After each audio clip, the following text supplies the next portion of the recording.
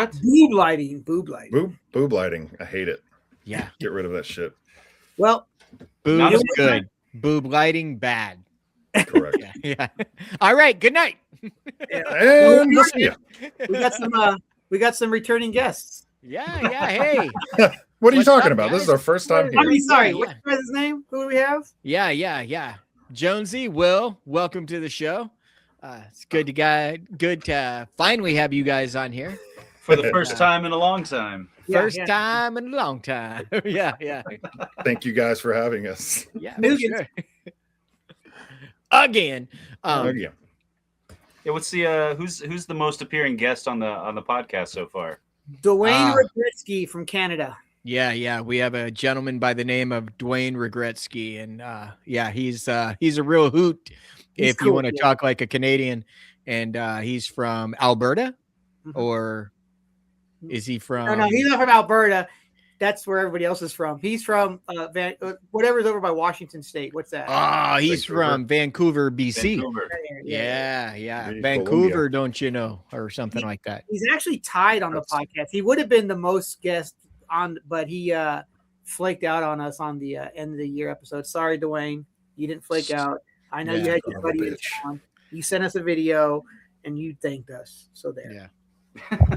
Oh yeah. We did get What the a video, donor. so yeah. Anywho, so I don't hate him anymore. Yeah, you do, because you found out his real name is not Dwayne Regretsky. Well, I thought his name was Dwayne, and I was like, "That's fucking sick." It's kind of like The Rock, but yeah. Yeah. Yeah, his real name Dwayne is Wayne. Yeah. Dwayne Wayne. Yeah. Oh, that's the guy with the flip up glasses from. Yeah, dude. The different world. Oh right? yeah, different world. Lisa Bonet was on that show, right? Yes. Okay. Yes, she was. Ooh, yeah. Man. And her daughter's hot too. Ah, yes. Me gusta. How old is she? Oh, she's like in her 30s. I know. She was on the I'm kidding. yeah. She was on High Fidelity TV series. Elvis over here going after the young girls. Yeah. All right. Hey, girls, you guys like rock and roll? Watch out. Watch out, man. Chick That's on one of that- those things they don't talk about much, do they? What? No. How old Priscilla was? Oh, yeah, How dude. fucking gross that shit is. Was she like 14? I thought she was like 14 when they got married or started dating, but Holy I think he met her when she was like 11. I know there's like 4 movies about it at this point. Jeez. But she was young. And Jerry Lee, like his wife was 16 when they got married. Well, His cousin. Memphis be crazy, man. But you know who beats that is Woody Allen. He adopted his future wife and Oh, groomed geez. her, and then Oh, they yeah. then they got married, and they're still together to this day. Hey, So, do love you? finds a way. Has that? I gotta ask you this question. Has that ruined his quote unquote art for you? Can you watch a Woody Allen movie anymore? I couldn't tell you the last Woody Allen movie I ever watched. Yeah, I don't think I've ever seen a Woody Allen movie. I mean, Wow. unless it There was was like, there was a popular one in not popular, but like one he did in the 90s. That was I think I saw that one. It was like had like 100 fucking cameos in it, but I don't remember that movie. I couldn't tell you a Woody Allen movie. yeah, me Even neither. the famous ones. I'm not a cinephile, so Yeah. you know. But Now I want to see what Woody Allen has done. You probably don't. Well, we know Hey. we know young girls. He's 90 years old. Wow. Jesus. what? Okay, what's the lady's name? Is Sue Yin? That's her name. So And, young. Yes. That's what the translation is. Translation is so young. Oh, it's crazy. Like we see this. She's 55. Wow, she's 55. That's like around our age. Yeah. And he's 90. He's fucking 90 years old. Yeah. Mm. Anyway, So, She's you got a guys, caretaker. Sorry. are you guys surviving the ice apocalypse that hit Clarksville, or not Clarksville, but Nashville? All of it. Oh yeah, Middle We're Tennessee, just- yeah. Dude, we are surrounded by ice. Like, can't even leave the driveway. We were talking about before we started recording. Our dog poops at the top of the hill and it rolls all the way down to the bottom. Oh shit. It's trees falling everywhere. It's crazy. It's crazy. Yeah. Mass hysteria. I haven't been to work since Friday. Like I would normally be off like today and tomorrow, but the bakery is just shut down. And my dog, it just basically poops on a shelf. The couple of loads are just sitting there, and we're both like looking at each other after she does it. She's kind of like, "What's happening?" I'm like, "I'm not gonna get it. Like it's already frozen to the ground. Like 30 seconds after it leaves the butthole." So you reach down and you get stuck, and you're just like, oh, shit. And she kind of like pads her way back because it's not even snow. It's just like an ice shelf at this point. So we get this shit once a year where it just ices over, everything fucking shuts down. And I mean, shit, man, it's been a minute since the ice has been that bad, though. I feel, because I want to say like one of the last snowstorms that we got when I was still in Nashville, it was mostly snow. It might have started out as like freezing rain, but then it was a quick transition over to nothing but snow for a couple of days. But yeah, I remember like, I was working at Vanderbilt at the time, and we like the campus was closed and shit like that. It was awesome. So. I was saying that I went to go take out the trash, and I was walking down my sidewalk, and I noticed it's all frozen ice. So I walked the edge of the house, right, because it was like that's where the water's been dripping because it was hot today, so it melted a little bit. And I go to my trash can, and as soon as my feet hit the fucking ice, I slid right into the trash can, threw my bag in there, and then I was like, fuck, I got to get this trash can out of here tomorrow to get it to the curb. And that's going to be a chore because I have to go up a hill with my trash can, slipping and sliding on ice. And I don't Do you really think they're going to be picking that shit up tomorrow, though? Well, I need to get up there anyway because they missed me last week. Gotcha. I only put my trash out once a month. I'm only one dude, Yeah, well, we've got, I want to say at least maybe 1.5 feet of snow outside our house right now. I'm fucking over it. I want a day without snow.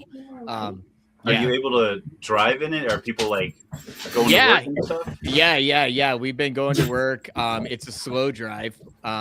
Doing about 20 the entire way there. So like what should just be a 20-minute drive to work and 20-minute drive home. This morning was like maybe a 30-minute drive. But this evening, it probably took me a little over an hour because there was more traffic on the road today. But yeah, I mean, it's the joys of living in Western New York. We don't get tornadoes, but we get white shit outside on a regular basis. So. Well, didn't everybody? I mean, Texas got it bad too. It's just like I think what I saw on a map, I was like, they showed all the people that got like their quote unquote bad weather. Like my family in California and in San Francisco were like, it's 40 and it's cold. I'm like, I would love it to be 40. What I'm saying? No joke. Yeah.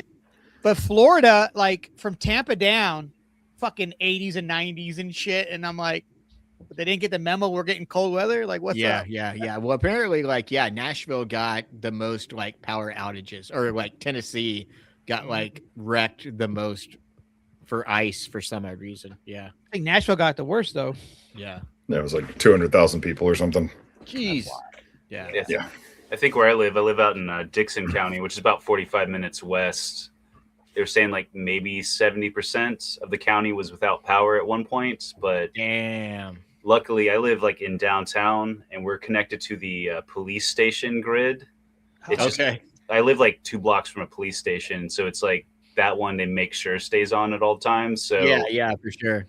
The internet went out for 30 minutes, so I got pretty spooked. But everybody else, I'm getting texts from like coworkers, my friends, just like, I haven't had power in 2 days. It's getting pretty cold. It was kind of like the last, like diary entry in a Survivor, like text, like it's pretty cold, but I think I can make it through. And then I just forget to check on him the next day. So I'm glad Jonzee's still alive. Everyone else, I'm not entirely sure yet. So you didn't get to watch Crunchyroll for 30 minutes. I'm sorry, dude. That's awful. Well, yeah, I just ate some chips instead. I actually took a nap. It was kind of weird taking a nap and not having to wake up for anything.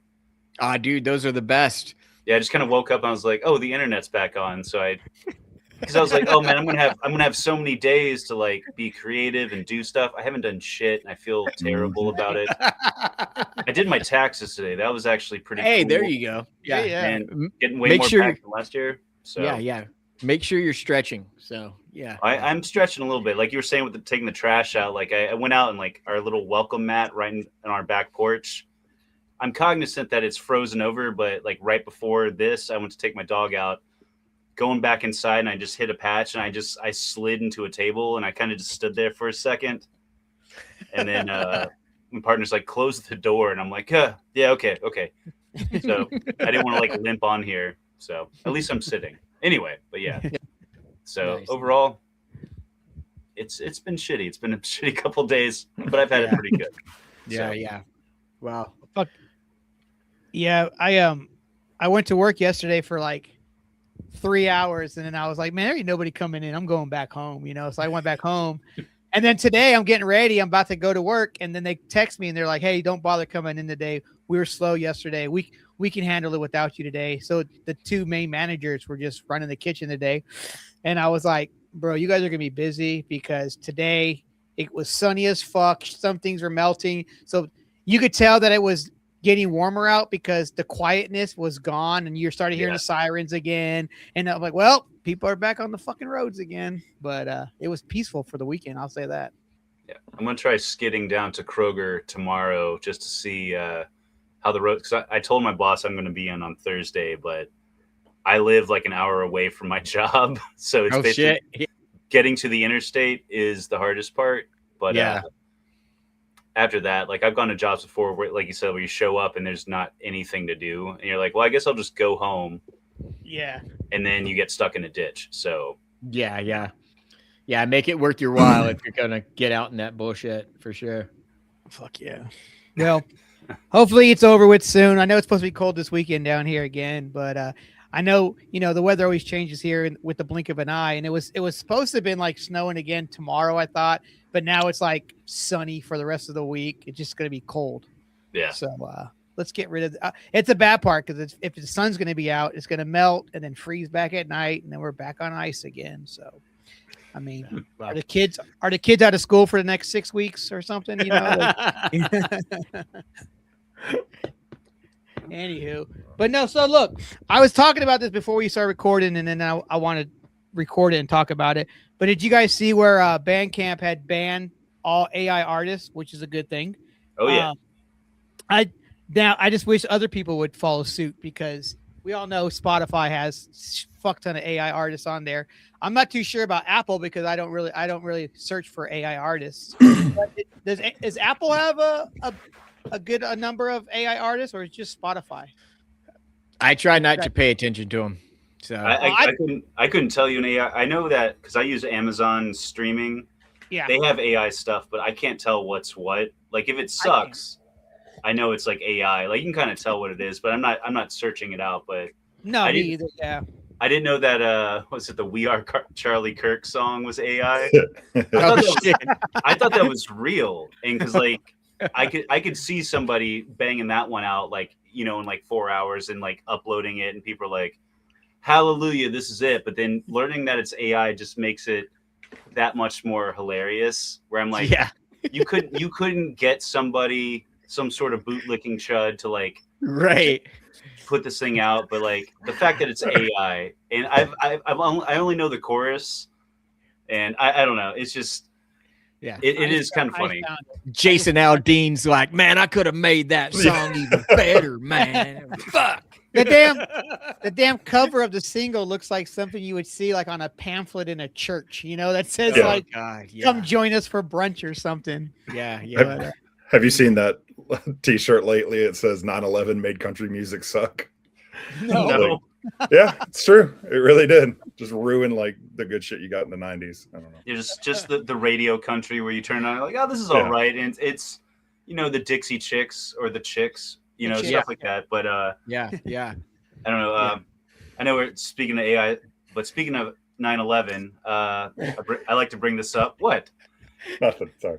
It's the holy grail of things I want to find. Do you know about the Hooters 9/11 pin? No. So Hooters, a couple of years after, it was like 5 years or something, they made an enamel pin that says Hooters remembers 9/11, and it says over top of it, "Let freedom wing." And there are so many knockoffs, but you can tell because it is a sought after item. Because Jonzee's partner used to work for Hard Rock Cafe for a long time. They had like the enamel pins of just like collector stuff, and before enamel pins got back in, but the Hooters 9/11 pin is one of the most sought after pins that I've seen out there, and I cannot get a real one for less than like $400. And Russ is shopping for one right now. I'm looking. Just like AI artists, you can tell which ones are shitty because they look just like tacked together. But there are some out there. There's some eBay hoarders out there that are selling them at a. Last time I checked, but now I'm going to get my tax return, so I think I know what that's going towards.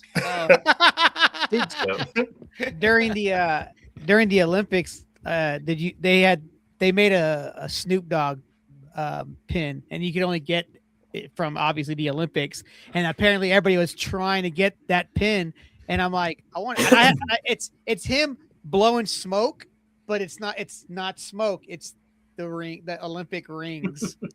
I was like, that's pretty cool, and he's all in his blue tracksuit. You know what I'm saying? I'm like, all right. Oh, I mean, I like how they put the exhale smoke as the rings. I was like, all right. Now he's like the ambassador for the Olympics in LA coming up next. It's like he's fucking missed. Who would have thought Mr. Murder is the Case that they gave me is like, everywhere in America now. Like every show he has his own the videos where he does the reactions to animals and shit, like on American or National Geographic or whatever. I mean, he's getting a paycheck. If I could have those opportunities where for sure. Like same thing with not so much like Nicki Minaj, where she showed up at the Turning Point America seminar or whatever. Did you see that? No. Oh Jesus! Oh God, dude! What's her name? Erica Kirk going on her grieving tour. Whatever. But they brought her out as like a special guest, and she's being besties. They're like kind of high fiving, and people are like, "What the fuck is she doing on here?" But part of it, she's kind of getting like Russell Branted or whatever. Like, because I don't know if you knew about this. Like back in like 2020, like the vaccine stuff, like she was going online saying like her cousin got like his balls like swole up like so big from the vaccine. Oh jeez. And she was like, I don't know what's in these, but like do not take the vaccine. And people are like, what are you talking about? Turns out he had gotten an STD. It was like gonorrhea, but he was saying it was the vaccine because he was about to get married. But then anyway, also like her fiance or whatever is also like a sex offender. Oh yeah, so, Stephon Diggs. Yeah. So she's doing like that kind of like pivot where like everyone's, she's trying to appeal to a new crowd and stuff like that. Jeez. So stuff like that, but also she's getting paid to be there. Like you're not just showing up there. Like you're getting like, I don't know, like $250,000 at least. I don't know. How much would you take to like show up at like any type of thing? Like what's like a bare minimum would you take? How much do you pay me for these episodes, Russ? A high five. Oh yeah, that's right. Yeah. Oh, digital high five. Yeah. I would, I'd be happy. Just give me 50K. Give me 50K. I'm cool. You know, I don't need a lot to make me happy. I don't have a lot of money now, so 50K to me is like $1 million. Well, 50K, you could back it up. Like if you found out you're like at a spokes rally thing for like the Klan or something like that. You could walk it back and be like, I didn't know, man. I didn't read the pamphlets. I thought we were doing like a car wash fundraiser, and then you find out it's for, I don't know, like I thought they were selling sheets. I didn't know they were wearing them. Jeez, what the hell? So I think you could walk it back a little bit. Like, hey, put this on. Like, put on this uniform. You're like, this oddly looks. Oh, a haunted house. Well, it's July. It's halfway to Halloween. Why not? But it's a bunch of ghosts. All I got was a rock. Fuck. I looked up that Nicki Minaj. It says this headline in Vanity Fair says Nicki Minaj has a MAGA coming out party with Erica Kirk at America Fest. I'm like, all right, coming out party, and she has her white girl hair on too. She got her white girl hair and everything. Sorry, American I froze up idiots. for a second. Oh, you're good. All right. I didn't even notice. Sorry if I steamroll, because you were talking about AI music being banned on Bandcamp. It's surprising that they would let that on there in the first place. Seeing as, I mean, I guess you'd have to have a bank account to like have the streams or the money go to somewhere. I mean, you're technically creating music, I guess. But well, Spotify had like a huge country hit with an AI artist, quote unquote, recently. It's pretty rough. Yeah, I heard that. Go ahead. Yeah, I heard about that the other day on NPR. yeah, because I'm old. Oh. And, well, I saw, what was it earlier last year, or maybe it was the end of the year before that. There was like a bunch of new songs from like all these metalcore bands and stuff, and they were using their names and stuff, and it was like everyone's like, oh yeah, new Kill Switch Engage or new At the Gates or whatever, and it was like it was all just AI music using their name. Oh, that's weak. Oh, that's fucked. Yeah. And apparently, but I'm like, and apparently the guy who put all this music up there got like made like $1 million within the day just from the streams off of those songs that were posted. And I'm just like, fuck. Yeah. I mean, I can't put a song together through AI. So I mean, they are creating content, and that's good on them, right? It's not. Yeah. It's how you prompt. It's how you prompt the program, right? That's a real artist thing. It's a sandwich artist. It's the sandwich artist of music. So yeah. No, I don't know. Like it's just surprising because I see a lot of just like at this point now. Because what you think like AI like 2 years ago, I remember showing my dad like some videos on YouTube where it's just like people trying to eat a hamburger and it just looks disgusting because like the jaw is distending. They have 19 fingers. Yeah. But like you think of that was like 2 years ago, and now stuff is like pretty clear. Like I can't even get like a clear picture on my camera on here, but someone could come in like AI brush this up, and I could be saying whatever they tell me to say.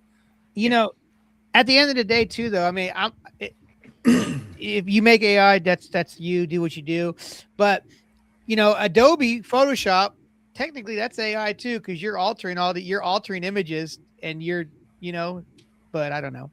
I mean, that's not. I don't think that's. I mean, yeah. I don't know. Because I mean, a lot of the times I used it all through college. Yeah. For art projects and things like that. I mean, it's more of a compiling your art all into one place is what a lot of people use it for. Yeah. I have a lot of friends that make that are all about making the AI and stuff, and I'm just like, no, I can't do it. I can't. They got EPs out that they wrote, and they're like, well, I wrote the lyrics, I just had them sing it, and I'm like, well, are you planning on playing this out? Because if so, you're gonna have to learn how to sing it like this person is singing it, right? And because like you got 4 songs, all 4 songs have a different style of female vocals. How you gonna? And then you got to find someone to play the music too, Yeah. So, well, yeah. Well, speaking of art, let's talk about who does like all of the art for Stuck Lucky. Is it Lee does? Lee, yeah. Lee does all of the album work. Gotcha. He's done it since like I think I did our first little demo like in 2000 on like cassette tapes and stuff like that. But after that, it was Lee's done.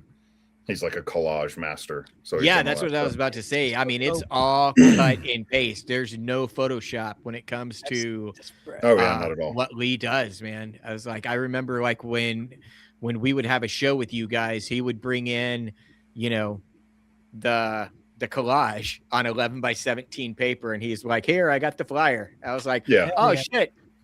Will does. I'm in Photoshop right now, creating one. Well, Will does all of our flyers and like tour promotion stuff. Will's an awesome artist. I know you're. Oh, don't do that.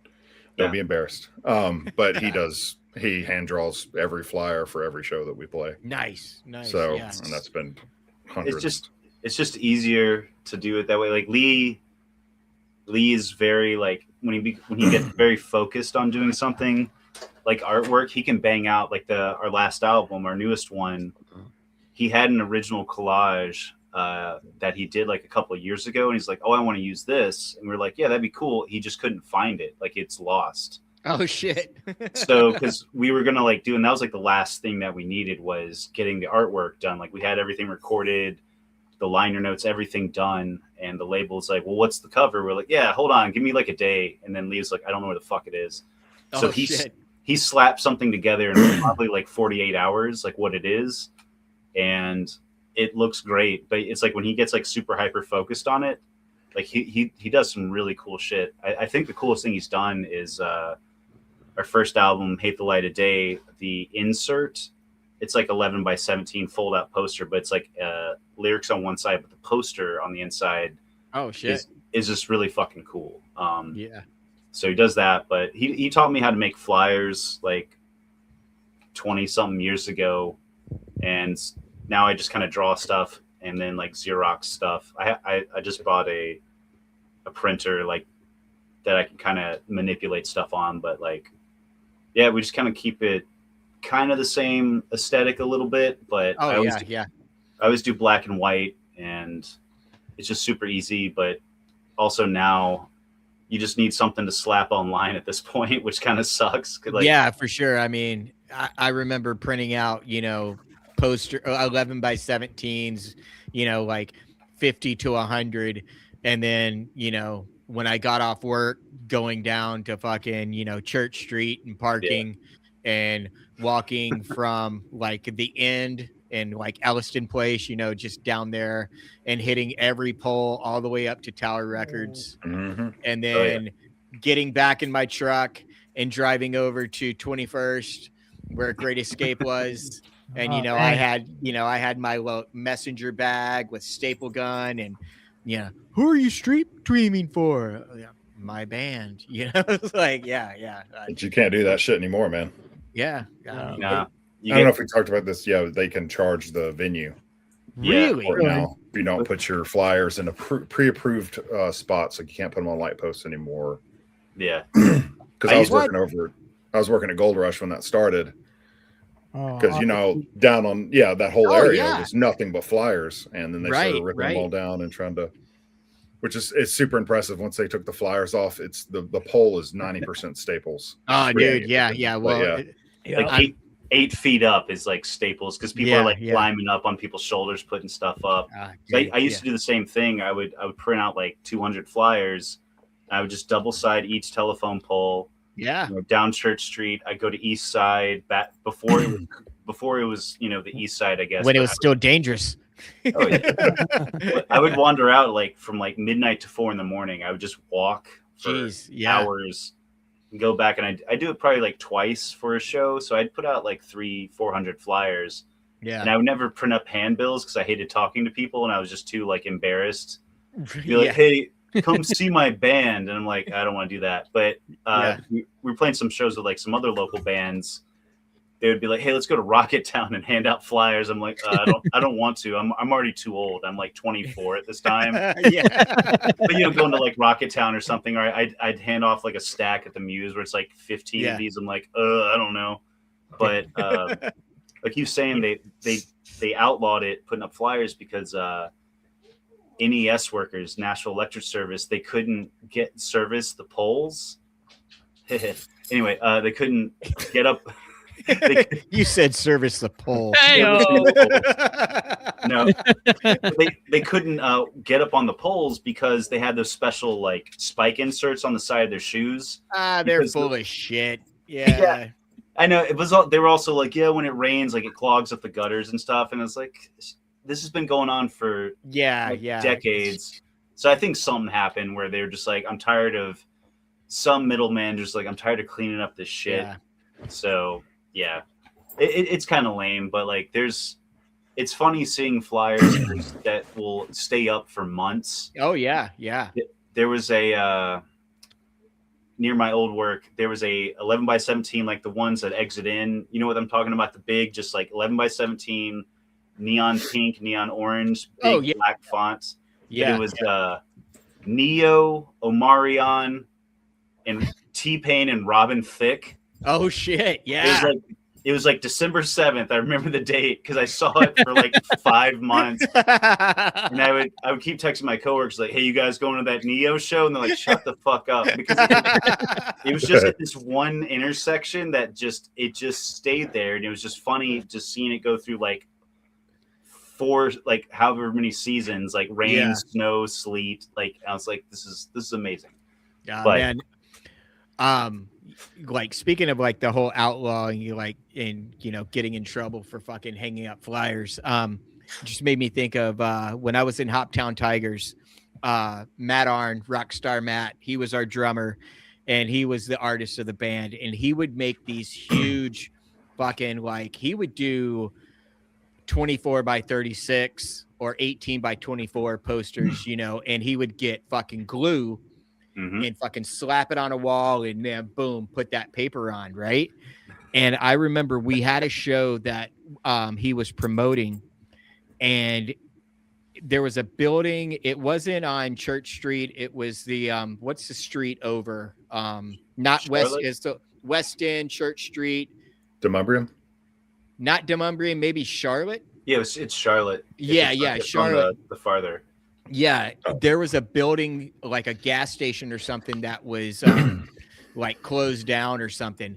And Rockstar Matt went and put fucking Hoptown Tiger posters all over the fucking building. And I'll never forget, I got a call from Bruce, and he's in my worst Bruce impression. He's like, "Hey, Eric, it's Bruce from the Inn.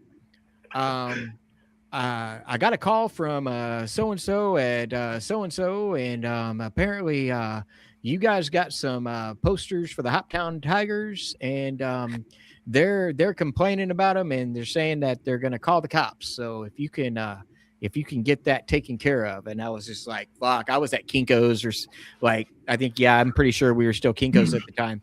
And I called Matt and I'm like, "Dude, you need to fucking go remove those posters, man, because we're going to get the cops called on us." And he was like, "Oh shit." But yeah, it was. That was the shit back in the day, though, man. You go ahead and like paint on the side of a building, and I don't know. I think it's rad, but I mean, they look fucking badass. Because I remember like driving down West End, and he would hit like fucking Eckerd, because he worked at Tower Records at the time. So he would just go over to like Eckerd, and fucking, he had the fucking spray glue, and then he would fucking mount the posters on there, and that shit's not coming down, man. Go ahead. What I was saying, when I lived in Germany, you could walk down the city streets, and there'd be like 12 in a row, be like 12 posters going long ways and 4 posters going up one way, be all the same thing. But then if you look, it was just caked of thickness of like posters on top of posters. Oh, yeah. Because they just put that glue up, and then you're like slap, slap, slap, slap, Yeah, man. Yeah. I got me a Slaughter Stick It To You album cover one off the nice when I lived in Germany. It actually came off intact. It was a bunch of fucking posters on the back of it, and I actually had that damn thing until probably about 10 or so years ago. I was like, man, I don't need this anymore, and it was all brittle and falling apart, and it wasn't probably had asbestos on it and shit. So. Yeah. Probably had some fucking Nazi fucking poster probably tapped on the back. Oh yeah. It's like Das Motherland. Yeah. It's like, and the Slaughter was like. I got it. You guys just reminded me of a story. When we lived in Murfreesboro, I remember we've been up drinking all night and partying a little bit too hard. And I woke up in the morning before everybody else and was like, shit, I really want to go get some breakfast. So I'll go down to the square in Murfreesboro, and there used to be this little breakfast spot there. So I'll go in by myself. I sit down at the table. I'm like hungover. I'm just like, shit, okay. Get my coffee. I look up, and directly in front of me out the window, spray painted big as fuck, is Stuck Lucky Hell Satan 666. Spray painted on the side of a Firestone. Yeah, Firestone. And I just started laughing my ass off. I was like, which one of my fucking morons did this? Apparently old, I guess the statute of limitations is up, but old Andy Moss the night before couldn't make it to meet up with us. So he did a little bit of solo drinking and walking downtown and was like, I think that building would look a whole lot better with a big old Hell Satan on the side of it. It's apparently still there, because we went Well, we went and checked on it. I went and checked on it like 3-4 years ago. Another band I played in, we played at like some brewery, like some daytime show. I was like, where the fuck is this place? And I went, and it's faded as shit because it was like spray paint primer. It wasn't spray paint, so it was like, I think the fact that it was the primer made it like soak into the brick more.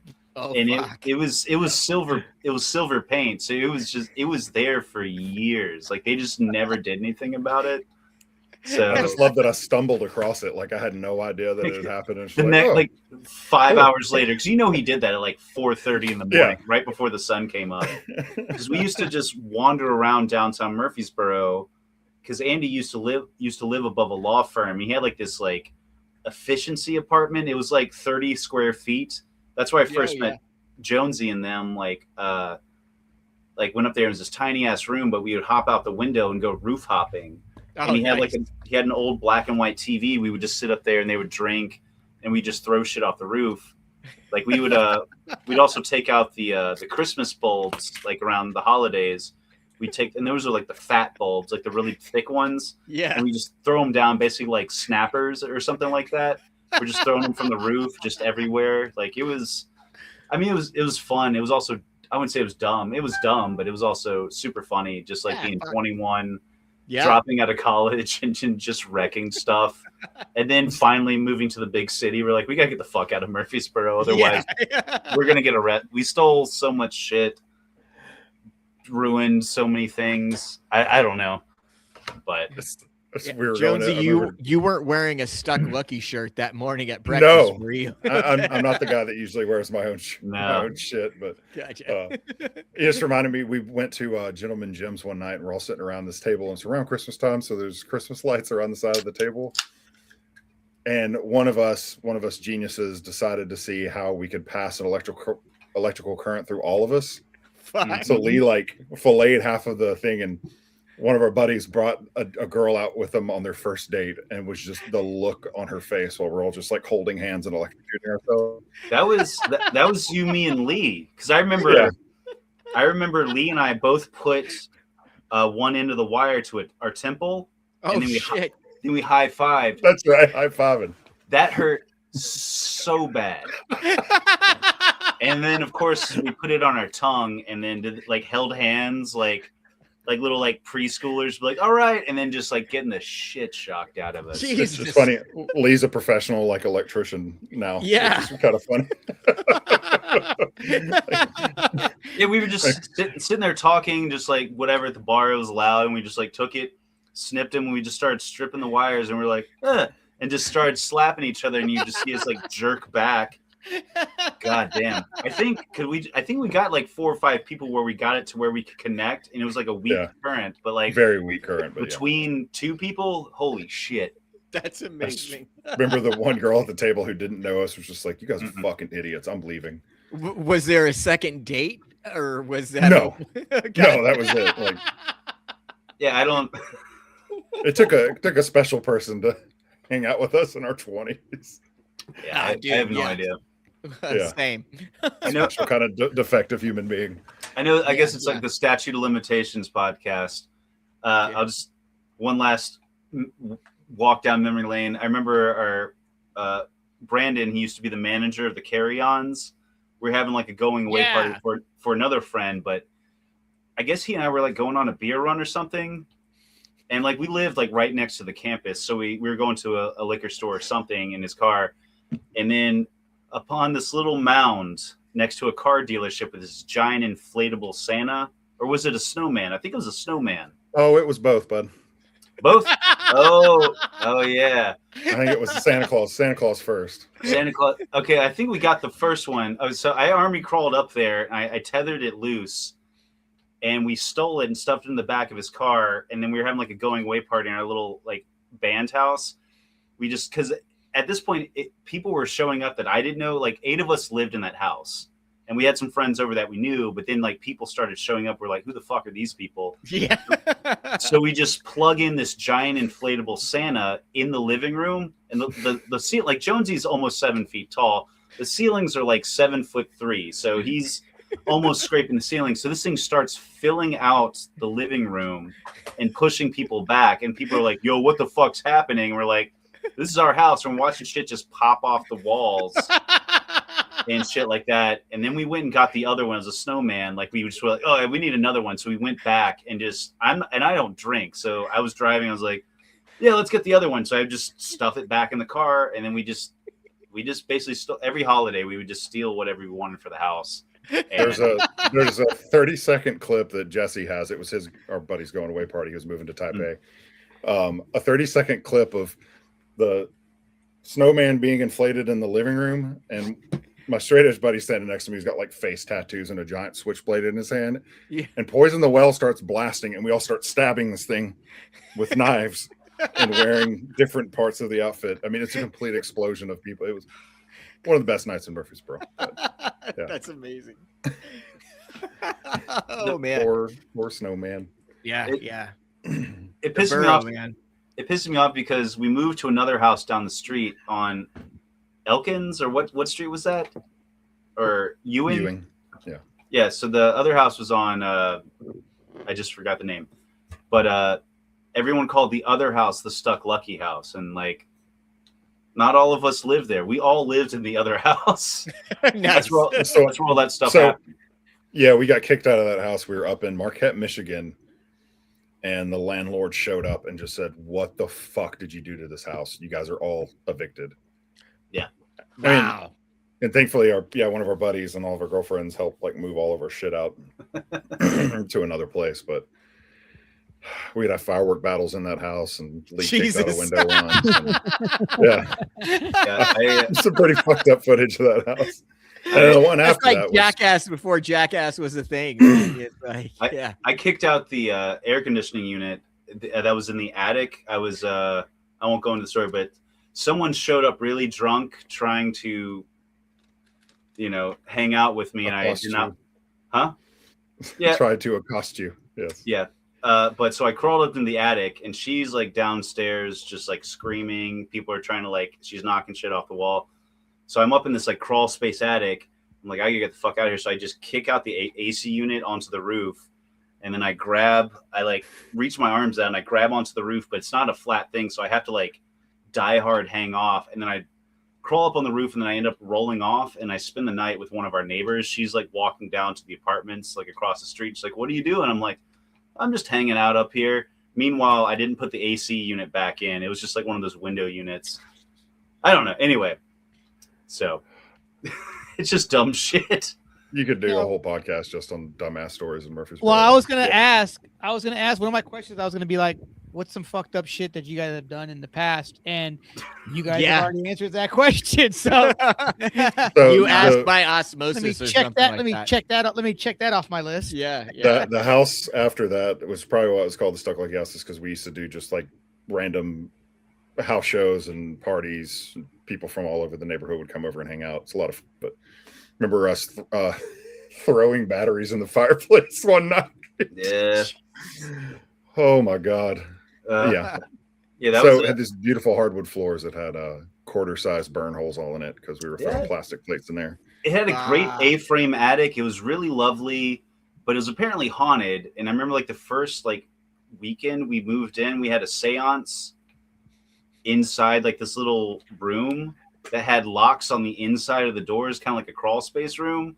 Yeah. But it was like with some really crusty, earthy type crystal girl who's like feeling the spirits, and we're just kind of sitting there like everyone's either like drunk, high, or both. Like we're just kind of sitting there like, yeah, man, this is fucking weird. She like shuts off the lights and everything. We're just sitting there. She's like, you feel that? And we're like, you can just hear everybody screaming downstairs, stuff just like being set on fire. Like, I'm surprised. I don't think we got our deposit back. Did you guys get the deposit back on the 37th house? Like when we moved in that? All right. No, that was a quick no. Fucking no. This fucking asshole daughter walked in and she's like, "This smells like a crack house," and I was like, "You're fucking racist, bitch." And, so we didn't get her. Huh? Wait. How does she know what a crack house? Yeah, it was her daughter. How does she know what a crack house smells exactly, like? right? No. It's because her son. So I remember a lot of times I would drive the check up to Madison Yeah. I would drive the check off, drop it off in her mailbox. Her son was the landlord. I do that in quotations.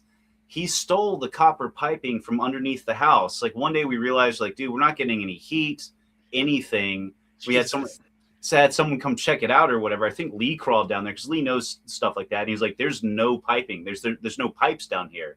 And we called him like, hey, did Rob come by and like take all the pipes out and not put them back? And you could tell, like, she was like, well, like she was covering real hard because she knew that he had fucking sold the pipes from underneath our house. Wow. So that's why in his defense, he did have schizophrenia. That was so it may not have been for drug related thing. He could have been building something like a ship. He would be you talk to the guy and he'd be like super calm and very cool and sweet. And then the next time you saw him, he's like tweaking out, climbing under the house, like sweating. You know? Yeah. I don't know. Sorry, we're just spray painting Hell Satan, Stuck Lucky. Yeah. No, dude, no. Oh, it was him the whole time. It was him. Son of a bitch. Plausible deniability. I like it. So we're going like just rambling. I know we sort of stated, but yeah, we were on this podcast before. It's in the blacklist now from some other ramblings that happened that we can't release. Yeah. We got a little too loose. At least we didn't talk about ripping buttholes. Okay, we're good. I mean, we can go back to that. Do you guys want to recreate a couple? No, I'm good, man. Oh, I haven't stretched in out. like fucking 3 weeks because I don't Wait. want to rip So then my so if you stretch, you might rip yours. Yeah. No, stretching is how you don't rip your butthole. Oh, okay. All right. Yeah. Got Right now, just sit and wink. Not your eyes. Just wink down there. Clinch. I can't right now. I might fart, and then I might Clinch. myself. Your mic's gonna pick it up. Yeah, just do a couple of it's male Kegels. That's what you're doing. Just do that. That's how you prevent ripping. You know. Oh, okay. Well, like, since you're okay, I'm gonna go there. Fuck it. I'm not going with the ripping the buttholes. Okay. But all have right. you guys ever shit yourself on stage? Yeah. Jonzee? Will has. No, I have not. No. Well, that's bullshit. No, I haven't. I Almost pissed myself a couple times, but oh yeah, I've done that. When I shit myself, I farted, I jumped, and when I came down, I kind of went, and then I was like, for a second I was like, oh maybe it's just my butthole's sweaty, my ass is sweaty. When I got done, I went to the bathroom. Nah, that wasn't sweat. You could tell Everybody was on the other side of the stage, and Russ is like, I got all this room. Yeah. Everybody's trying to go the wall of death, but like someone's just staying on one. Everybody's just on the other side of the room. You're like, come on. You're like, nah, man. a wall of shart. Yeah, The wall is short.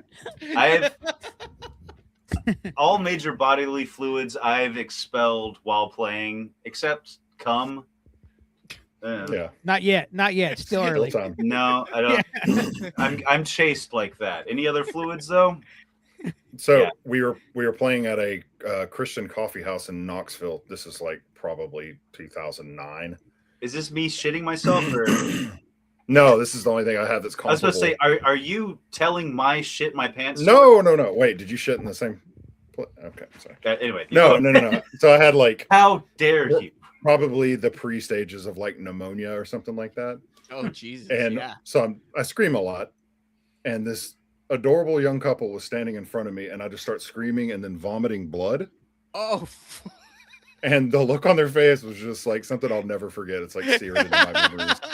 I told you not to take us to this devil worship music. Oh my god!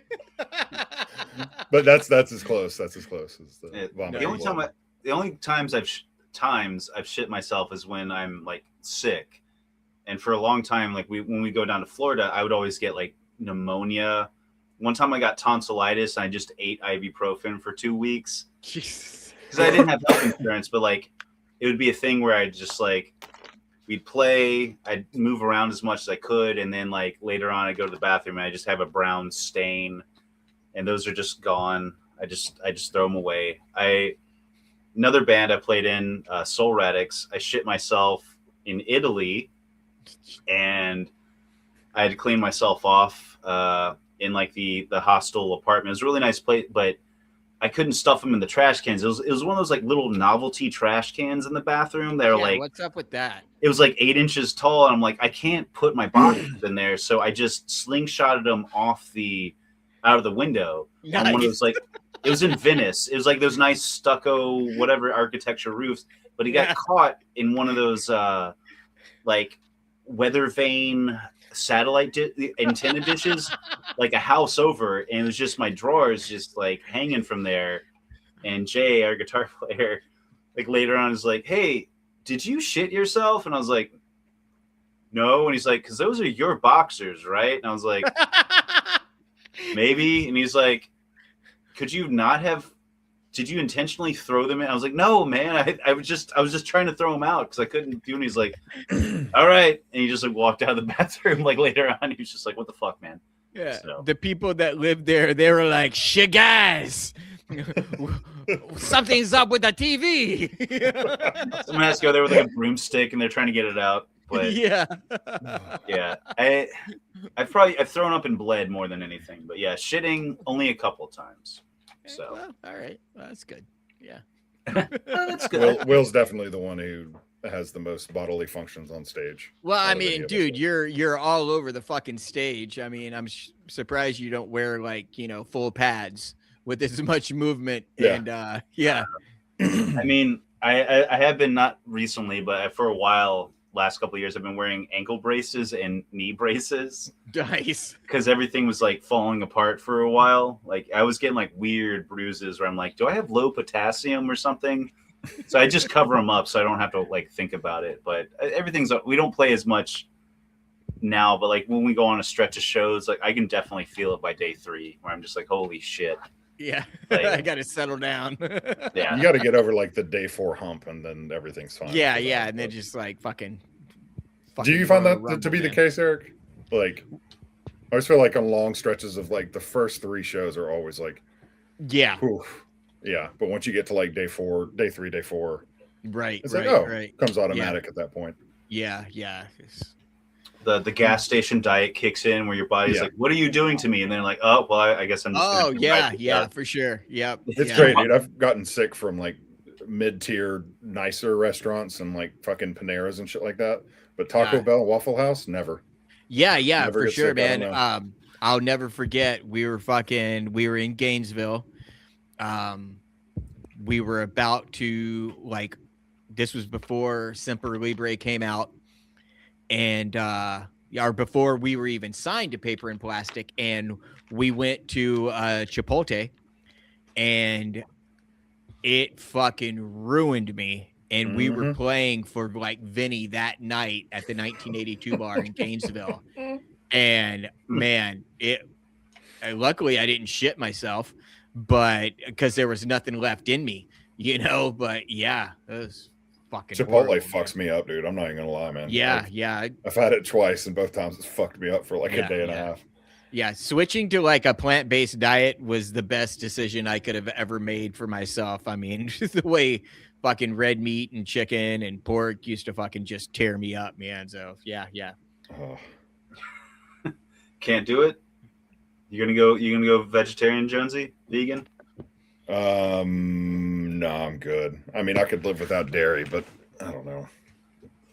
It's so easy to go. It's so easy to go vegan or vegetarian.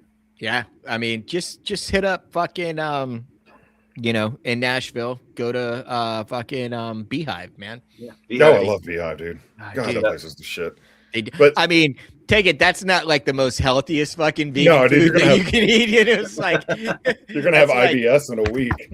Oh yeah. Yeah. That's junk food vegan, but I fucking absolutely love them. We got a place like that up here in Buffalo called Strong Hearts, and it's almost as good as Beehive. But god damn, I miss the fucking crunch wraps from Beehive for sure. Oh god, dude. I remember South chicken. Oh. I remember taking bands like who were playing at Cobra, like they'll be like, "Hey, is there anywhere good to eat?" I'm like, "You got to go to Beehive." But I was like, "You guys should get it and just leave it in your van because that stuff is not going to go bad for like a while. You can eat it cold." Yeah. But I was like, "Do not eat it before you play. It will fuck you up." Oh, dude, yeah. If you have too much seitan, it's gonna fucking weigh on your stomach for sure. Brick. Yeah. I remember we played with Jay Navarro and the Traders. They came through a couple years ago, and Jay, he was like, "Where's a good place?" I was like, "Let's go to Beehive," and he just started eating like some like loaded fries or loaded tots or whatever with like all like the fake cheese and the the cashew cheese and everything. Yeah, I was like, dude, do not eat. He's like, I'll be fine. And like later, I was like, you were right. I should not have eaten all that shit. I was just like, it wasn't even like a full meal, but I was like, I don't eat anything 4 to 5 hours before we play, just to make sure. Wow. I can't. For sure. Yeah, 100%. You ever think about that? What was that? There's that vegan diner up in Brooklyn. Shit. I can't remember the name of it. Anyway, I decided to have poutine a couple hours before we played. Oh shit! Oh my god! Yeah. Oh my god! Yeah, I destroyed that sidewalk afterwards. Yeah. So sometimes that like overly complicated vegan food kind of. Wait, where? It's a little heavy. Where did we play in Brooklyn? When was this? Like trash bar. Oh fuck! What was that? Oh yeah, I have no idea. I want to call it City Diner, but I know that's in Chicago. Was it Swing Sets? I have no idea, man. Because I remember the Trash Bar show was like late night, right? It was like super late. It was on Easter. Even better. Nice. Yeah. Weird night, man. Hey guys, real quick, we need to take a quick pause for a second. Okay. Oh, all right. We good? Hey, we're back. I All peed. right, cool. I pee too. Yeah. Well, let me ask you. Well, since this kind of works into a question I want to ask, when you, he asked me this question already, and I'm just like, "Fuck." All right. when you guys, first off, in the morning, you probably got morning wood or whatnot. But do you guys ever like go to the like when you're drinking at the bar or whatever, and you drink a lot? You guys ever like do the pee like this against the wall because you're just like, oh, every morning. Okay, all right, just checking. I have a handprint. I have a handprint on the wall in my personal bathroom. No. Yeah, I'm a no. I'm a no. I mean, there have been times where I have to like at the toilet. I have to like do the 90-degree angle thing. But yeah, for the most part, I think mostly what it is like once I get up and I have like a routine because I get up at like 1:30 in the morning most days, and I have a thing where I'm like I have to brush my teeth, I have to like put deodorant on, like wash my face before I go upstairs because I have a little half bath to blow it out up there because I don't want to wake up my girlfriend because it's like right next to the bedroom, so I'm like I have to do all this stuff, but like I wake up and I have to pee. But I'm like, no, I gotta brush my teeth first because I don't want to go do the stuff upstairs and come back down. It's just in my head. I gotta do this. So I think by the time I get up to the toilet upstairs, I'm about to piss myself. So I think everything is just shrunken up inside me to prevent me from pissing. So no, I don't have, I don't think I have that problem. The reason why I asked that question is because like I was listening to a podcast earlier today, and this person said that they straddle the toilet. So they're looking at the tank, they're sitting down, and they pee sitting down, but that way, but backwards. So they're looking at the tank, and their dick's down there. And I'm like, man, that must be uncomfortable because that, but that's how they pee every morning, straddling it backwards. Yeah, that sounds awful. Is it just to like prevent splashback, or just make sure they get it in, or the lights turned off? That's like a pee yoga position or something. That's something that I want to know. Why haven't we invented toilets for men that don't have splashback? First of all, I want to call that move the Zach Morris. And if nice. Around. Oh, that's good. That's good. That's a good one. Yeah. And I would say everything else in the world is made for men. So I think toilets, we can figure that one out. Yeah. Or just be a man. Hey, be a man and piss off your deck. All right. Yeah. Be a man. Oh yeah. Or just I've done that before. Or in the sink and make sure you're the one who services the pipes later on, so no one's like, "What? Why does it smell like piss?" Well, first off, I'm not serving anybody's pipe that's been in the sink.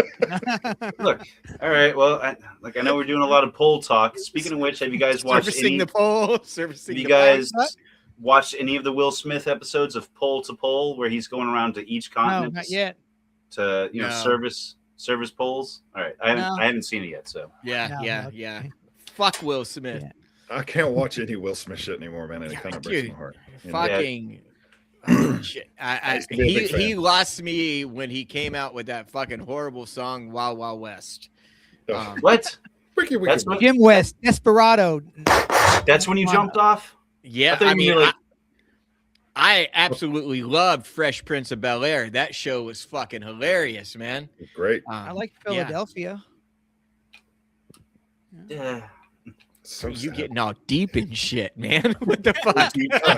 Anyway, Eric, I thought you were like, I loved Hitch. Hitch was great. I'm like, I still can't. I've still not watched that one yet. Wait. Is that the one where he plays the guy that's helping somebody with a date, and then he ends or Yeah. something? Yeah. Kevin James Yeah, is that was in cool. that one. Yeah. Yeah. That and Hancock, the Yeah. superhero movie. Yeah, that was cool. All that was pretty mid. And you're like, you want it, you got it. Will Smith, mid movie, late 90s, early 2000s tier Will Smith. You got it. Oh, Happiness? No, okay. Anyway, I Am Legend. Come on, man. that one was fine. My mom. you know what's wild about that movie is that all those sound effects when he was in that building was all Mike Patton. Like, Oh yeah. yeah, That's it was all awesome. Mike Patton. Yeah, I was like, huh. So I had to go back and watch it again. I'm like, that is Mike. Yep, that's him. I can hear him. I didn't know. Yeah, all the Mike Patton like instrumental music type stuff that's come out like in the last like 15 years is like really good. Yeah, I'm trying to think of like stuff. Anyway, so sorry to keep Eric. derailing stuff. No, you're time is good. it? You're good. All right. Is it 7 for 7? I got 7 new questions for you guys. I don't New got question. shit. Oh, Oh, no repeats. No No, repeats. Nah, man. I love it, Ah. dude. There's a twist on one of the questions, but they're all new. So we're gonna ask you 7 questions, and yeah, here we go. What would you say is the most iconic band logo? Ooh. Like any band? Any band, metal bands, punk rock bands, ska bands. I got one. Shit. I mean, what do you got, Jonzee? The first thing that popped into my head was MXPX.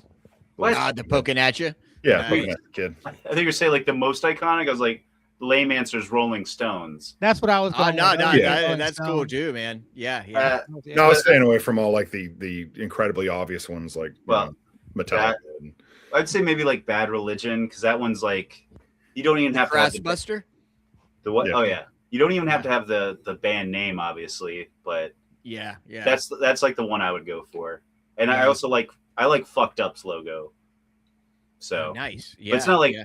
iconic. It's just like a cool logo. Yeah. and- No, I dig it. So The Op Ivy, man. Oh Oh, yeah. Yeah. Yeah, that's what I was thinking. Like Op Ivy. I mean, of course, Kiss, the Yeah. KIS. But I yeah. think like you brought up like Crass and Op Ivy. I think people will recognize the image and not even know who the band is. you know? Oh, 100%. Yeah. Yeah, for sure. The Grateful Dead. Yeah. oh yeah. I mean, well, technically, they kind of cheat. They got more than one. They got the Dancing Bears, and then they got the skull. The You skull. know, they got yeah, two- yeah. They got 2 logos. You know? Yeah, they got that from Ill Patriot, right? Is that you know. is that correct?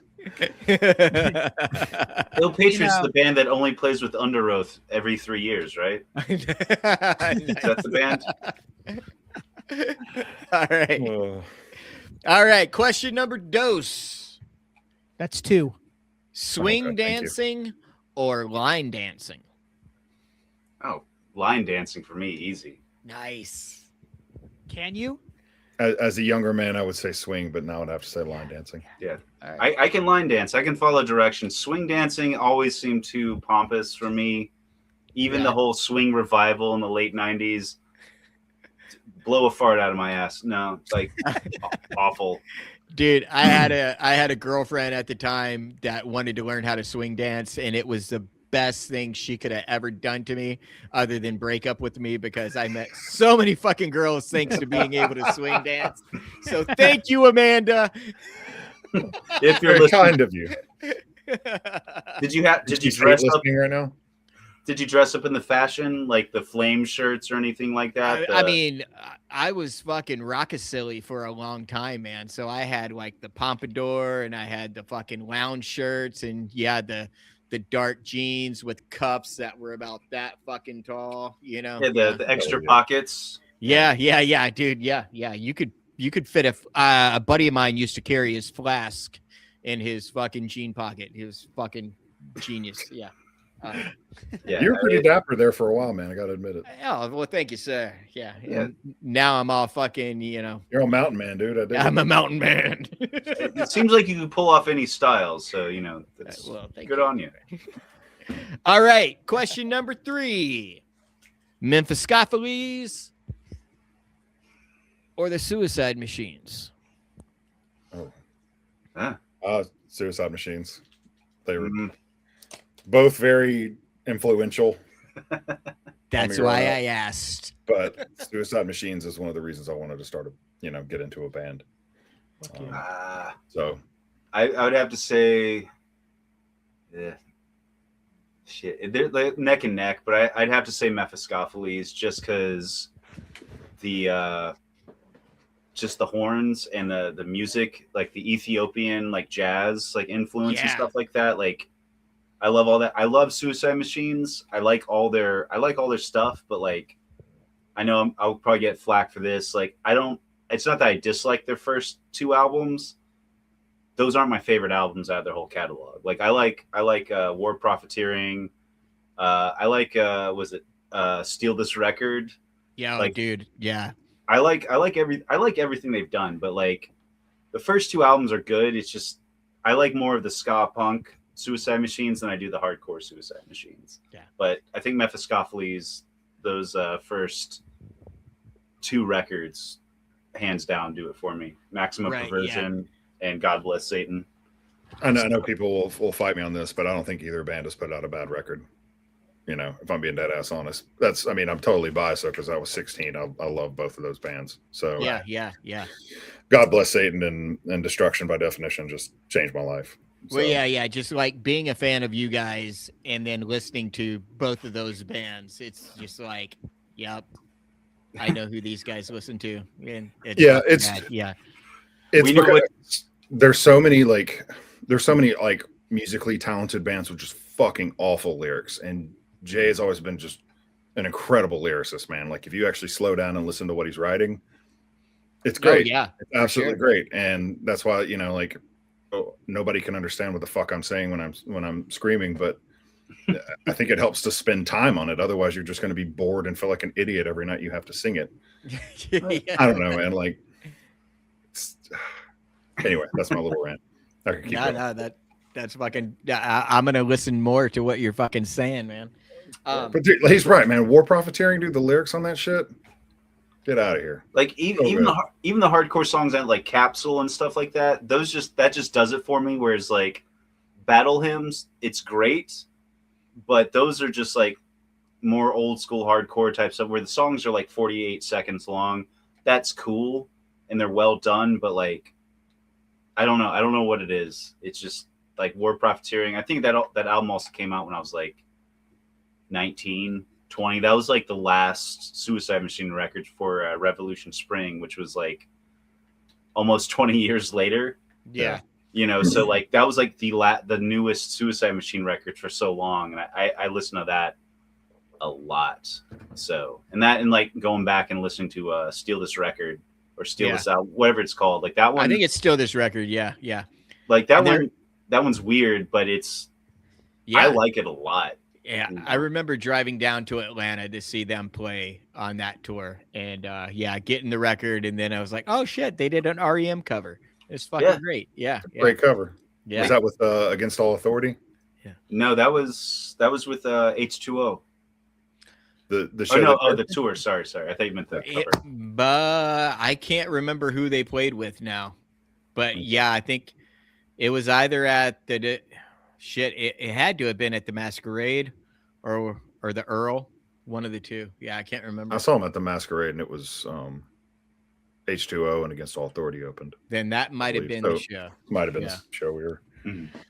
All right. So, well, speaking of cover songs, what is the cover song that you've wanted to do but got vetoed by the band?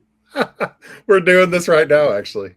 Getting So- vetoed constantly. Holy shit. Yeah, we've been trying to do a thing where each of us pick 3 songs, and Nope. we let the other members vote on our picks and blah blah blah. So we each have 3 songs picked out now.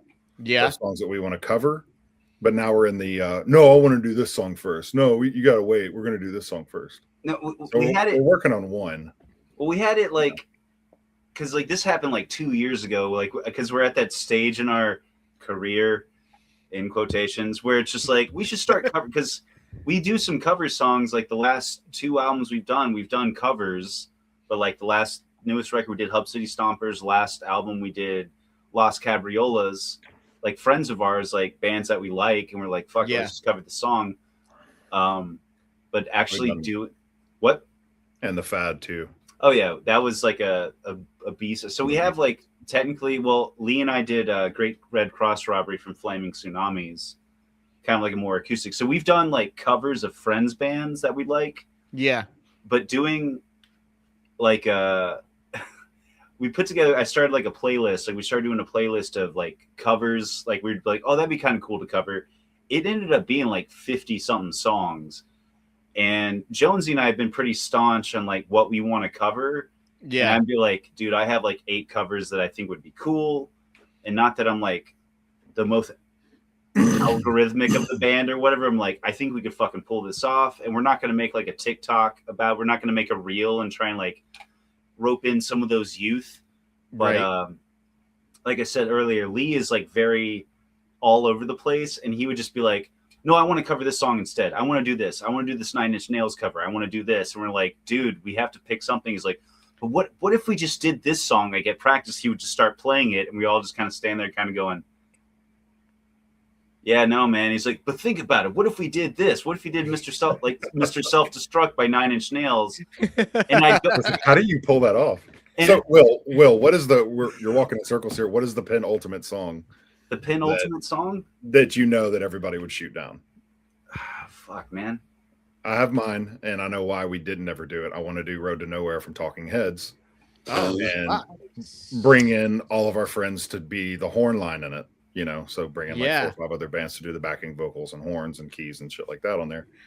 But it's just like such a big effort, and Will is not the biggest Talking Heads fan, and I love the Talking Heads. So it's like you got to give, and you know, you got to give a little bit of space to people. So yeah, I'm not. I get why. Yeah, like I'm down to cover whatever if everyone's like into it. Gotcha. And if I'm like the only person who's like, I don't know, like I'll go along with anything. But one thing that I thought would have been super cool, or we talked about for a while, was doing Marilyn Manson's Misery Machine.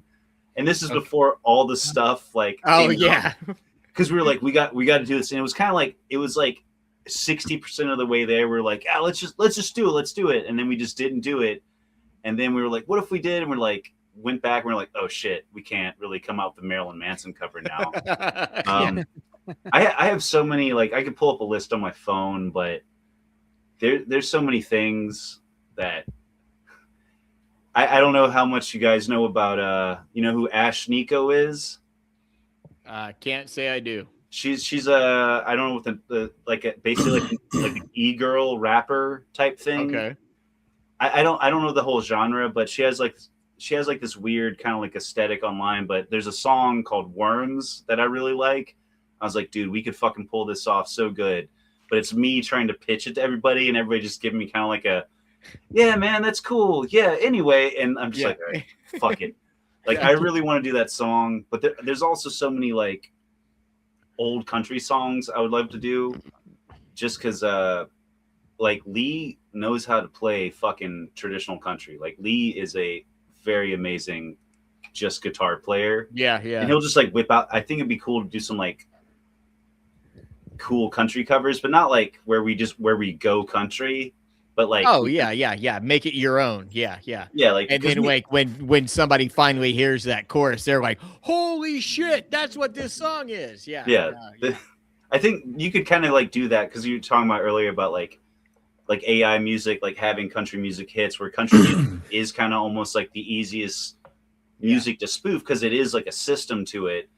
But there's also the aspect of like lyric wise and like storytelling that makes it a good fucking country song. Yeah. And like it could be just like the same 3 chords and you're like, this is a good song, like a Tom T. Hall song or something like that has no chorus, where it's just him telling a story for 2.5 minutes. Right. Yeah. But I don't know. I think it would just be cool to like pull that out. But that's also like trying to figure out like the perfect thing. And I think in our case, we just need to buckle down and just like say, fuck it. We're learning this song, or like Lee and Maddie just learn like the bass and guitar lines for a song and have it like already ready to go. And we're like, all right, fuck it. Let's do it. Cause nice. We're just doing vocals and I'm doing horns. Like I'm not doing a fucking skeleton for it. Anyway, long answer. I have no fucking clue. I have too many stupid ass songs. No, you're good.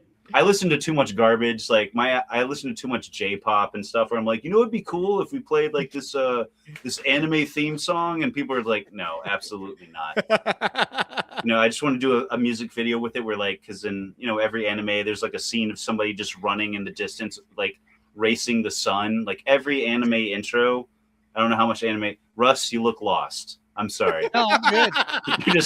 You're staring off in the distance like an anime character. You're looking towards the future, just like that edible is finally hitting, and he's maybe just that's like, whoa. Oh yeah, maybe that's it. Maybe that's what it is. So yeah, No, song. Sorry.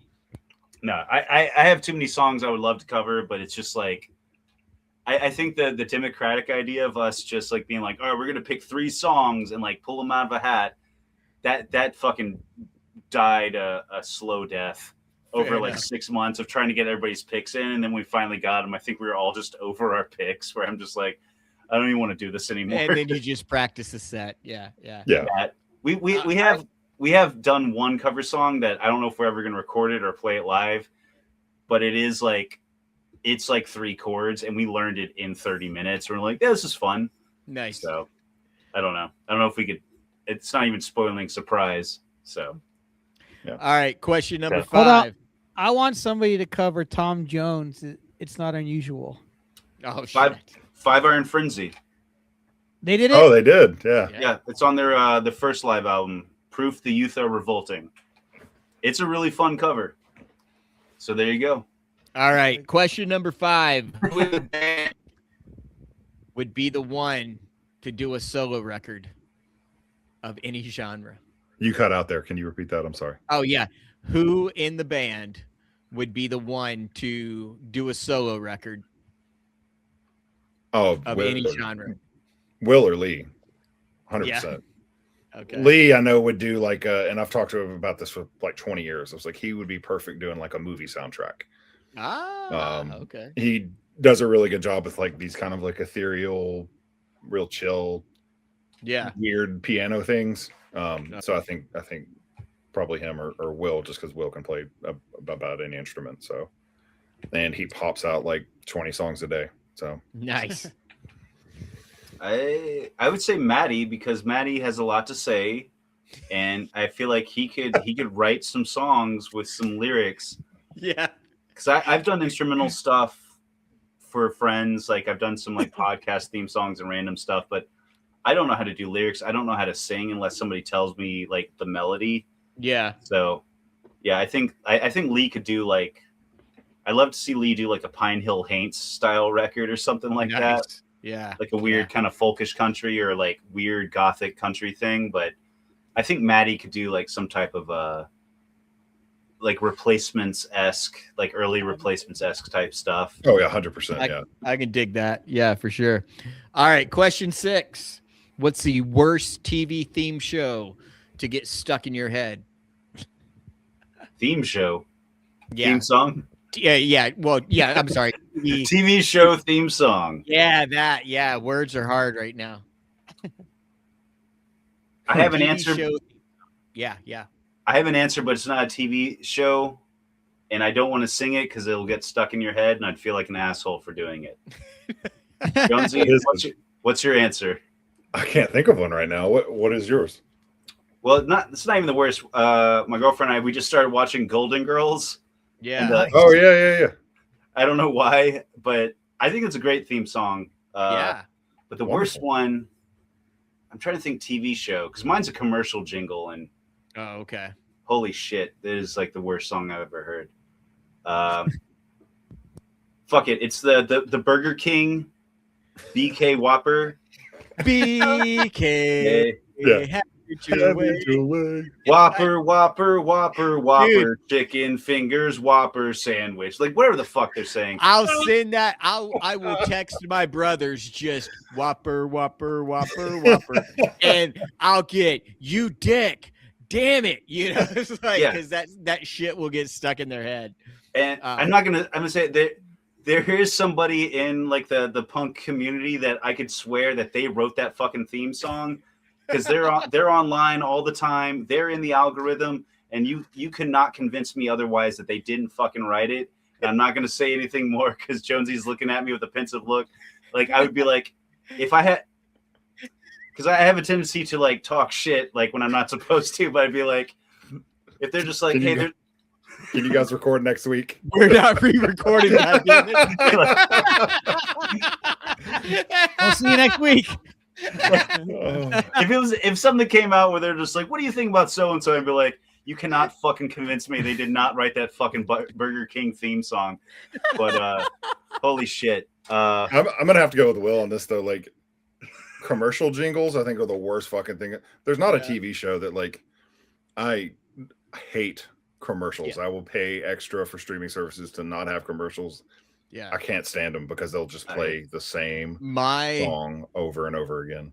My TV theme song is is the fucking worst. Full House. Oh God, that's awful. Everywhere you go, everywhere you go. I think it's got it's catchy. It's got a melody, but I think what makes TV themes songs stand apart is that they're an actual idea, even if the lyrics are dog shit, where they're like, "There's a guy doing this and this is happening." Like they're following through. Yeah. Like a commercial jingle is just a shart out into the void. Yeah. Where, and like, what is it? The 1-800 Empire theme song. That one's actually pretty good because it's like 1-800 Empire. The fucking little dude dancing around the fucking. Yeah. I think that's like the perfect mix of like really shitty CGI graphics where they probably paid too much or someone's nephew did it, and then they had like this old like vintage style, what were the Pointers, not the Pointer Sisters, who were the sisters that sang with like Bing Crosby and stuff like that? Do you know what I'm talking about? They're on like White Christmas, like shit. Yeah, I'm not sure. We're running the whole gamut of music history, but like like the old 40s singers where it's like the Andrews sisters. Okay, like stuff like that. I'm like the Pointer Sisters. But Yeah, I'm gonna shout out my niece. Apparently, when she was like really little, she used to run around the house singing that Empire fucking song, and my brother would drive my brother crazy. But yeah, just shout out to my niece. Shout out to Empire. Yeah. Question 7, the last one. If Stuck Lucky had a uniform that you all wore on stage, what would it be?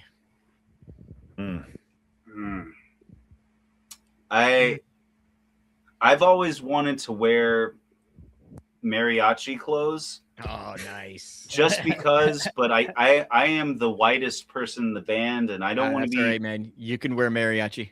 No, but Mariachi El Bronx has taken it. Like they've new record coming out in like 2 weeks. I'm excited for it, but like just something like that. Like I wanted to get married in a mariachi suit, and that was vetoed real fast.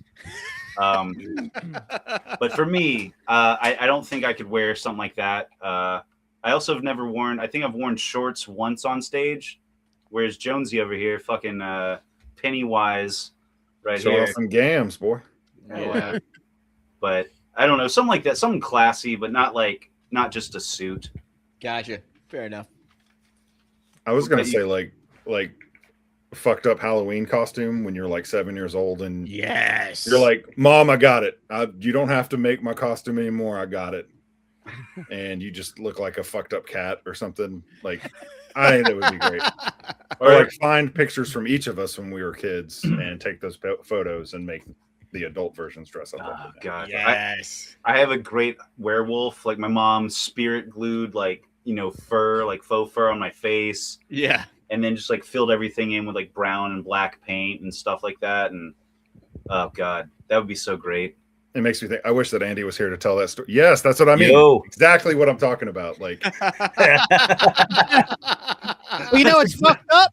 This dude in my class was dressed just like it. Oh. So there's only one Super Grover. Andy's not here to tell the story, but when Andy was a kid, he used to wear his Dracula cape to school all the time in elementary school, and he would frequently get on the desk on all fours and start barking like a dog. And it's like, you must have been the coolest kid in the world. I don't know, but the coolest. So he'd have to be like a werewolf vampire. Nice. Yeah. I was gonna say, every Halloween out my job now, I try and do like a really shitty. I don't know if you could see that. It's probably too bright. Yeah, you can't tell. I've done a shitty Dracula. Let me see. There we go. Yeah. Just like Halloween. You know what that looks like to me? Hold on. That looks like the dude from fucking Grandma's Boy. That's what it looks like to me. Anyway, go ahead. My favorite Halloween costume is spending 30 minutes or less putting it together and then just walking out the door and seeing what happens and how it holds up for the rest of the day. So yeah, that would be fun, but it would just look awful by the end of like a 30-minute set. Sweating and be I would sweat everything off. So yeah, definitely. Yeah. Nice. There's a band in Murfreesboro, or there was within the last 5 or so years, and I can't remember the name of the band, but they had a female singer, and they used to wear wrong band. There's a band from Nashville where everybody in the band wore chef coats because they would get off work and sometimes have to go right to a show. So they ended up just started wearing chef jackets, and they're all just black chef jackets. And I didn't realize that until I was up close. And I was like, wait, are those chef coats? Like, yeah, we started up just wearing them after show because we got off work. Now it's just part of our gear. And I was like, that's funny. Cool. You thought at first they're like some kung fu uniform or something, like 1970s. Yeah, you thought it was like a gi, but yeah. There you go. Well, we're talking about the jingles earlier. Did you see where that woman made that TikTok video about Dr. Pepper, and then they fucking gave her $2 million, and now she's the new jingle of Dr. Pepper? These are the words to the song. Dr. Pepper, baby, it's good and nice. Do. Dr. Pepper, baby, it's good and nice. Dr. Pepper, baby, it's good and nice. Good and nice. Do. Wow. And that's the new commercial jingle for Dr. Pepper. And definitely she got $2 million. Oh, for sure. I mean, yeah, good for her. And I'm sure she'll get Dr. Pepper for life. Yeah, get your piece, man. Yeah, get that bag. Work your hustle. That's where we're at. That's where we're at in society right now. Because I just watched the new Running Man. Have you guys seen the new Running Man with? Not yet. Is it good? No. It's not good. No, I haven't seen it. No. Oh no. Like, damn. All right. Okay, it is not good. It's fun. It's entertaining, but it's like any type of like futuristic dystopian thing. Like I think we're on the cusp of collapsing as a society. And I know we're sitting here just having a lighthearted podcast discussion of charts, commercial jingles, and whatever. I'm not putting out like a dire warning. I'm not about to go off the grid, but like I am so glad for that woman to get money for something like that, where that's like lightning in a bottle, where you're like, holy shit. Because I think like influencers, that ship has sailed. Like no one wants to be an influencer. Like even like being a YouTube celebrity or star, like I think that dream is like slowly dying. But like where people, it's basically like a GoFundMe. Like, oh shit, I have to have gallbladder surgery. Let me set up a GoFundMe. Yeah. Like, True. people are uploading so much stuff to like TikTok and like whatever social media in the hope something like that happens. Yeah. You know, like somebody wants to make like a hot new Quiznos sandwich and they're like, they hope Quiznos Incorporated is like, holy shit, I never thought of this. And they're like, you get your 15 minutes of fame. You remember Joe the plumber? You guys remember that guy? Yeah, that piece of shit. I remember him. Yeah, he was like some like conservative guy who looked like a thumb. I don't know, but he was just like it was one of those things. He was wearing a red shirt, a solid red shirt. Was this during the 2016 election or was this during the 2012 election? Oh, shit, do you remember, Jonzee? Yeah. Now I remember that. Yeah, where he's just like, you know, they have like a panel and he's just like, well, I think we should do this. And his name was just Joe the plumber. And he became like, you get like Joe the plumber coffee mugs. Like he ran that ship into the ground. But like, dude, you talking about like, yeah, like influencers and shit, man. Any way that like people can just go out and make money on their own, they're gonna demonetize that. Corporations are gonna figure out a way to suck every little bit of creativity and money out of individuals out there. That's the way it's always worked. I mean, so yeah, go and get your bag while you can. I have friends here in Nashville who have been doing jingles on the side for years to pay for their legitimate band that they go out and tour with. And they don't love it, but they make a little bit of scratch doing it. They've never made $2 million doing it, to tell you that much. But yeah, like I can't hate influencers unless you're just obviously out there lying to motherfuckers. But you know, right, yeah, for sure. Yeah. I was just say like is it good for her? That's awesome. I would love to get like $2 million for something like that, but at the same time, how long is $2 million going to last me? And like, I know I just did my taxes today. I know I've bragged about that already on the podcast. I did my taxes. I know people are screaming not to do your taxes this year to show the government that we're not going to take it anymore. But if you're listening, you should probably do your taxes because that's going to come back to haunt you. Your taxes. You look worried. You're like, please don't. I thought these guys were in a punk band. I thought they were cool. They were talking about setting shit on fire. Don't audit me, please. Yeah. Hey, go ahead. You know what's crazy? I've made in my return, I've gotten a couple dollars off, but for the most part, I get the same amount back for like the last 10 years. Nothing's changed. No matter, it's like I get the exact same amount back. I'm like, oh. We're very close to sliding into old man corner here. I just want you to know that. Hey, well, because I was about to share. I was big. Well, actually, if you like, nobody fucking cares. Well, you were talking about like your Roth IRA. Like you're the only one who has one, as far as I know. The only like friend that I have that has some stuff like that. You have a financial advisor. I do. I technically have a 401k that I think I checked up on it at some point, and it has stuff in it. I don't know how that stuff works. I don't know if if I get it after I'm dead. I don't know how that stuff works. Well, you're dead, so no, you don't get it. Yeah, you won't get it. You're dead. Well, when do I get it? I know your lovely girlfriend. This is the way I look at it. Is like I'm probably gonna die way before my girlfriend does. So like, she should probably have the money that I've saved up to help pay off the house and all that stuff. So end of old man rant. No, we're cool to be in the old man corner because we started the podcast talking about weather. God damn it, That's true.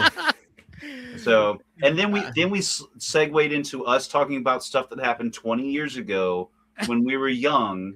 Back in our day. Yeah, we got the callback going on here. Hey, Eric, can I ask you guys the questions I had loaded up? Yeah. One. Do it. Well, no, this is an Eric question that I'm going to say because I know Eric would ask this question. But would you rather fight one horse-sized duck or 100 duck-sized horses? It's an Eric question.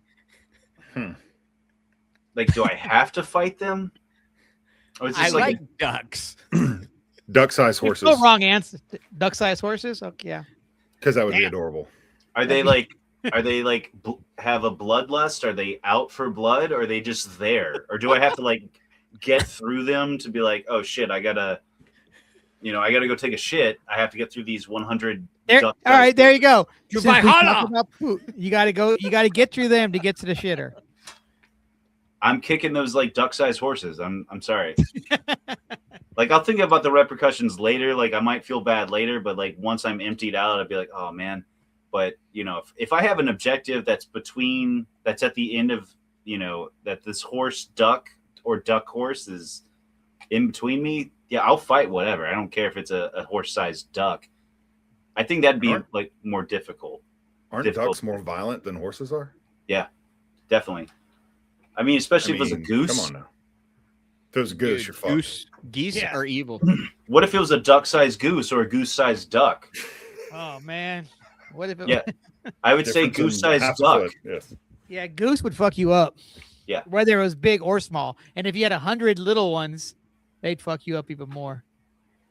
All right, it's true. All right, Jonzee, what you got, man? Eric, you talked about your house being haunted. I wondered if your house is more haunted than Will's house.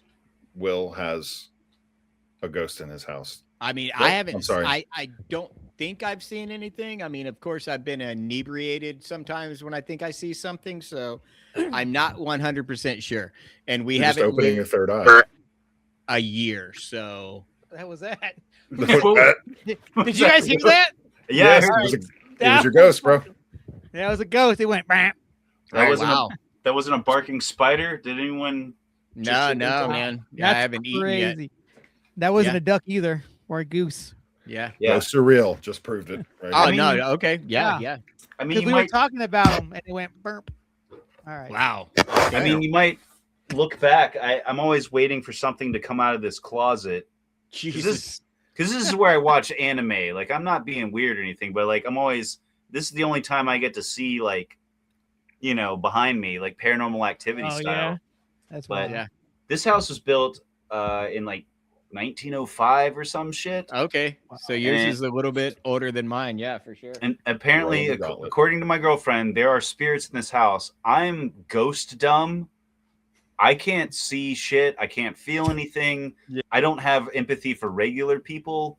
So I am not in touch with the spirit world at all.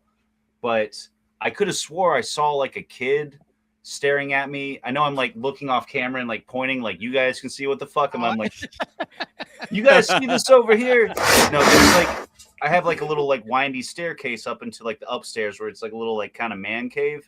Yeah, I could have swore I saw like a little kid like looking out in between the banisters one day. Fuck. But in my head, like I saw it and I just went, yeah, okay, cool. And I just like walked through the hallway and I was like, I don't give a shit. Yeah. But apparently, because my girlfriend, she'll like sage stuff. She has like little altars. Have to pee, BRB. All right. So I maybe apparently the last 3 places I've worked at have been haunted, but I couldn't fucking tell. So I had no idea. So yeah, I used to hear that Cafe Coco was haunted as fuck. I had 2 friends that worked there at the same time, and they said they used to see shit at that. You know, after hours, they would see stuff like, you know, shadow figures in like stairwells and doorways and shit like that. And I'm just like, what's after hours at Cafe Coco? Well, I guess, you know, like after all the bars close and everything like that, you know, early morning, like early morning. 3 to 6 or something. Yeah. I think, well, because my dad is like deep Southern, like from the deep South, like deep South Georgia. Like he grew up like very like Southern Christian, and he's a more spiritual person than I am, and he is very superstitious, and like a lot of the like quirks and superstitions that I have, like I learned from him. Yeah. But he's sworn that he's seen ghosts for years. We used to live in an old house that was used as a hospital during the Civil War. Oh fuck. When I lived in Franklin, Tennessee, and like he would just be like, "Oh yeah, this like," it was like one of these things. Like him and my mom were both seeing stuff separately until one day they just like both went, "Hey, have you been seeing some shit?" And they're like, "Oh yeah." And then they started talking about it, and as long as I can, I feel, I don't know. I feel left out because, like I said, I think I'm spiritually stupid. Gotcha. because I can't see any of this shit. I haven't seen a ghost as far as I know. But you know, yeah, I just feel bad. Like I want to believe. I want to see some cool shit, but like, Yeah, for sure. Yeah. like I don't know.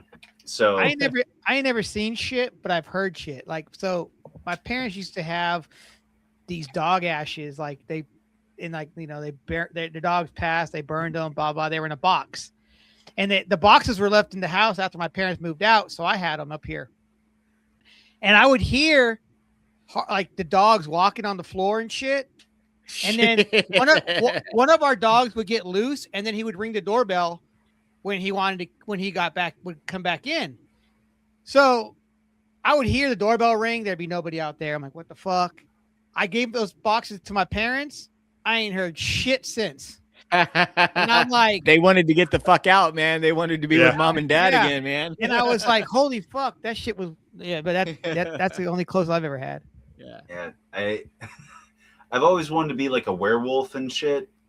Ever since I was a kid, like that's what I wanted to be. Like when they would be like, "What do you want to be when you grow up?" And up until like, I want to be a werewolf. Up until like the 11th grade, I'd just be like, well, all the way through senior year, I'm like, I want to be a werewolf, and they're just like, you shouldn't go to college. Don't waste your parents. Don't waste your parents' money. And I'm like, no, we've got some trade schools over here for you, son. Have you thought about the Army? I wish. I got rejected from the Marines, but I did get a free chicken sandwich out of it. But bro, I ain't gonna lie, I did that same thing. I let the recruiters all take me out for a free lunch. Yeah, I was like, they took me. I signed up for it, and they were like, "Hey, we're going to interview you." They took me to like an ex-Marine. He was the general manager, or he owned the Chick-fil-A franchise that they took me to, and they had these little little placards, like little kind of like name tags. They're all different colors, but they had like embossed in gold, and they had words like integrity, dignity, courage, like whatever other fucking synonyms you had for aptitude of like strength or whatever. But there was like, they put them out like on like Scrabble tiles, but they said they're little rectangles.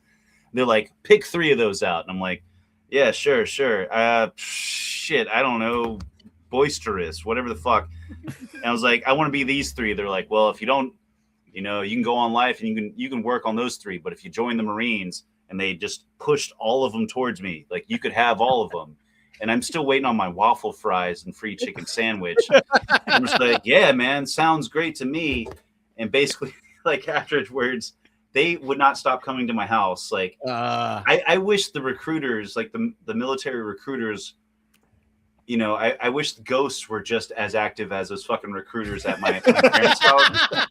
Because they showed up like every 4 days. They're like, "Hello, ma'am. We'd like to talk to your son." She's like, "Jesus fucking Christ!" He was like, "He's trying to talk to ghosts. Leave him alone. He doesn't want to join your army. He wants to be a werewolf." Yeah, I should have asked if they had like a creature commandos division. I'd be like, "Look, do you have any divisions where they're going to be experimenting with drugs or the occult? Sign me up. I'm not going anywhere." I wish somebody had told me about fucking trade schools, because like when I grew up, they were like, you need to go to college. Trade schools are for the burnouts. And I'm like, dude, I know whoever the fuck's listening to this, if you're like fucking 14, go to a goddamn trade school. Auto diesel college is the way to go. Or go to fucking locksmith school. You can go to online locksmith school for $800 for 6 months. You can get a certificate that gives you one of those fucking legally carry a lock picking gun. Wow. So all right. I almost wasted $800 until I realized half the curriculum is learning how to set up surveillance cameras. I don't give a shit about that. Yeah. I'm still thinking everything is like locked up with like those medieval padlocks, where I'm like, oh yeah, like those things that weigh 25 pounds. I'm like, this is so cool. And then anyway, what the fuck were we talking about? Ghost. Ghost. What else do you got for us, Jonzee? I say your house is probably more haunted than mine, because I don't fucking know shit. I'm gonna believe whatever. It's like, oh yeah, there's probably some like somebody got hanged behind me. The fact that I'm looking Yeah. waiting for a hand to come out. It's not going to happen. And Ghost is going to come. We have that movie Host right now, where like a demon comes up behind you.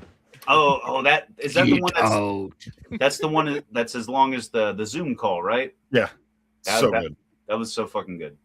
Anyway, more questions, right? I'll try not to talk too much. Yeah. No.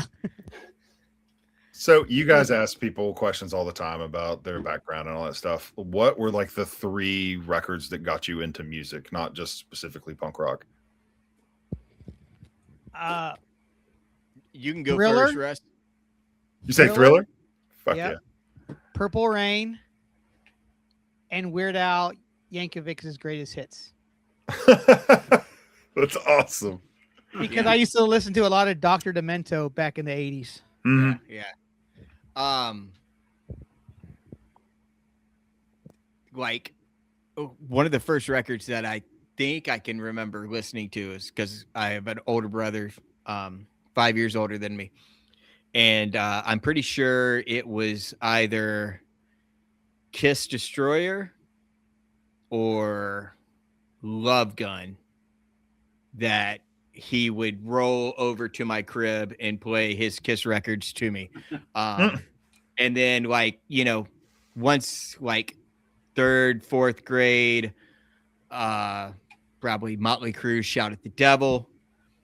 And then jump to like 6th grade. I would say either like Dead Milkmen, Big Lizard in My Backyard. Fuck yeah, dude. Love that album. Fucking Ramones Mania. Or Nevermind the Bollocks. Here's the Sex Pistols. Yeah. So Hell yeah. Right on. Yeah. Just curious. We my cousin and I do a really cool thing, which I recommend if you want to get like really good conversation with a family member. Make a playlist on like Apple or Spotify or whatever. Yeah. That make a playlist of all the songs that like define certain moments in your life and trade them with each other. Yeah. No matter how embarrassing it is, because I made my list out and I was like, fuck, half of these are like dentist office songs from the late 80s. Nice. Dude, I fucking yesterday, Russ sends me fucking Phil Collins.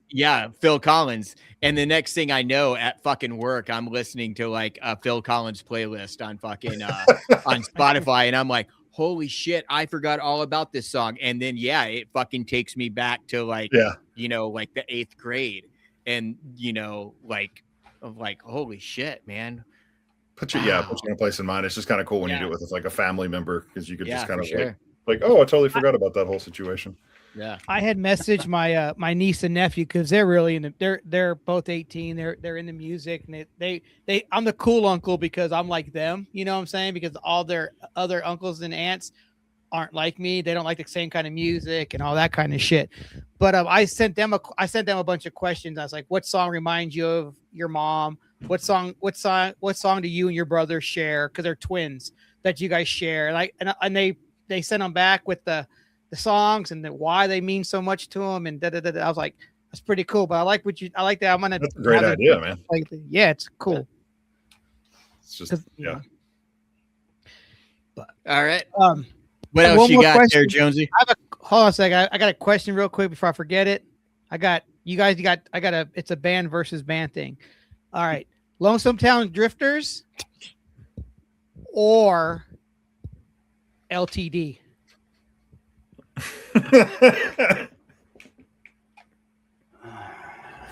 I know it's a hard question, but I think I'm gonna there have is to go no with wrong Lonesome Town answer. Drifters, man. Lonesome Town Drifters rolls off the tongue better. I know LTD is, it saves time, but it does save time. Damn, it saves time. Makes me think of like Miller Genuine Draft or something like that. Yeah. MGD. Limited tap draft. Yeah, there you go. Funny conversation off of that. We're standing in line for Dashboard Confessional at Basement East, and I send everyone in the band, we have a mass text. And I was like, what if we just start going by LTD? And the responses were like that. And Aaron, who was, our drummer in like 2003 and then rejoined when I reformed the band in like 2016, he was like, God, yes, or something like that. But, yeah. I don't know, man. I like the long name. I like the long name. Yeah. You smart ass with your question. Smart ass. All right, I want you guys to give me 2 questions, well, one apiece, and I'm gonna ask the next guests these questions. Oof. So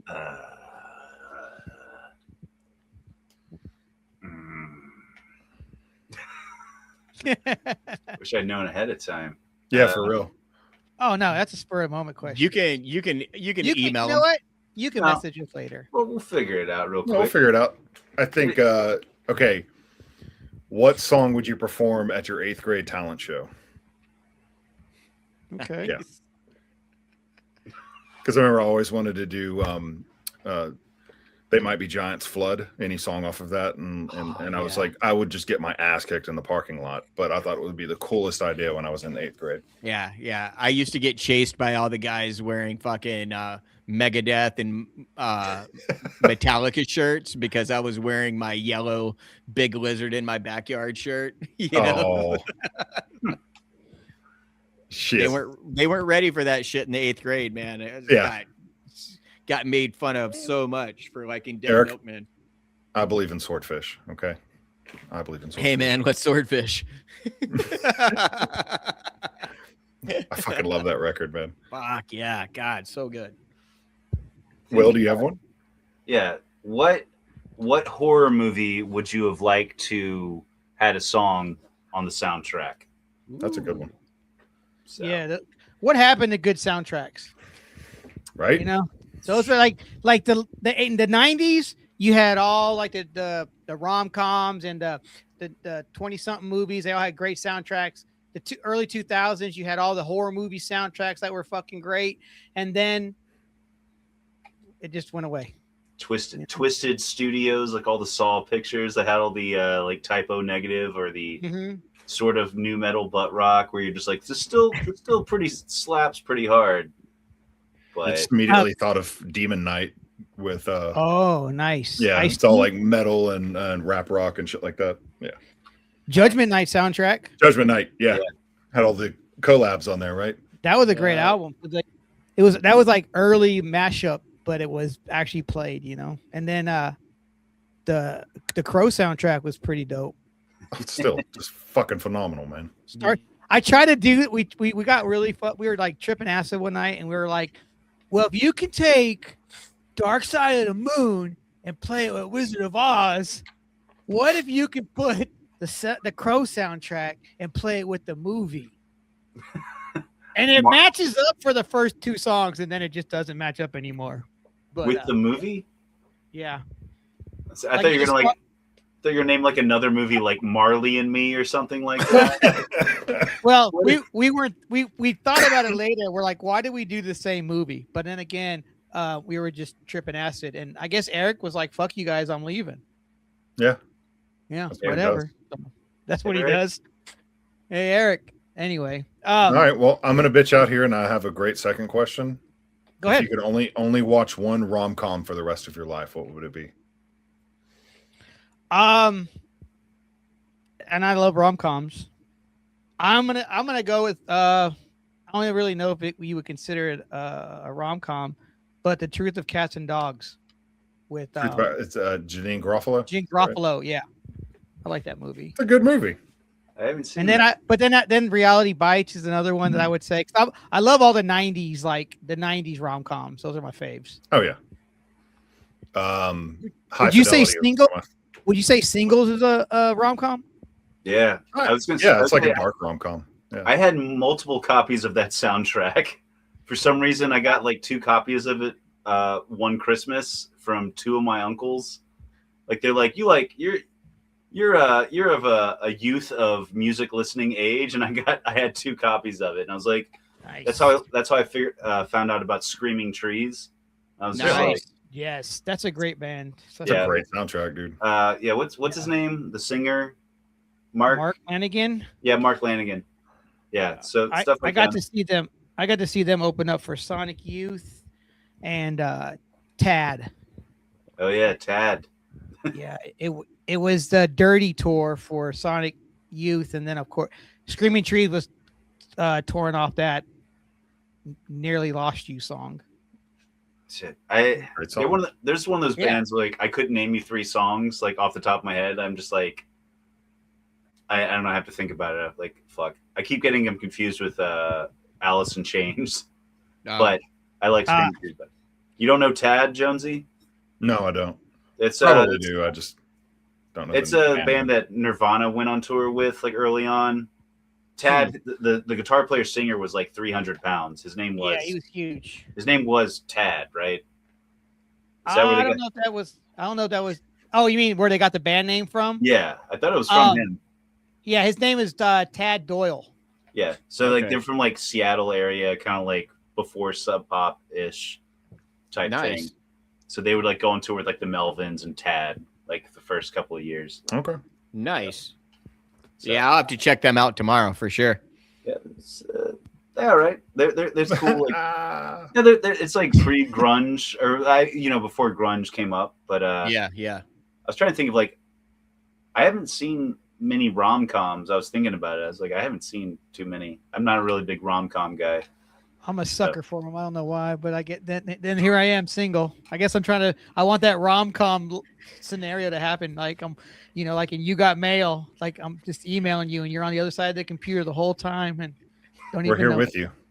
Yeah, right here. What are you talking about? Wherever you go, wherever you. I will be right here. Well, I appreciate it because at least somebody is. Yeah. Eric, one rom-com movie that you can watch for the rest. What was the question again? Go ahead, Jonzee. Sorry. If you had to choose one rom-com to watch for the rest of your life, what would it be? 50 First Dates or Wedding Singer. Oh, both great. Good one. I love Wedding Singer. Top 3. Yeah. Yeah, it would have to be either one of those. Yeah. I think, mine's High Fidelity, but right after that would have to be Wedding Singer. High Fidelity is such a great fucking the whole He's scene such a with piece Bruce, of shit, dude. I love it. With Bruce Springsteen. He's like, yeah, thanks, boss. You might feel good. Yeah, it's like, she might feel good, but you're gonna feel good. Yeah. Thanks, boss. Thanks, boss. Yeah, I was trying to figure out like what quantifies as a rom-com. Like I was just it's pretty wide. Well, I was like drawing a blank. I was like, I don't know. But I started thinking about like 90s thrillers and stuff like Copycat and shit like that. I'm like, that's not the easiest answer is Point Break with single white female swim fan. Is Swim Fan a rom-com? Oh wow, you went Swim Fan. Is that Silverstone? I have that burned on a DVD still that I had downloaded, and I burned it onto a DVD, and I still have it in my reel of movies. I love Swim Fan.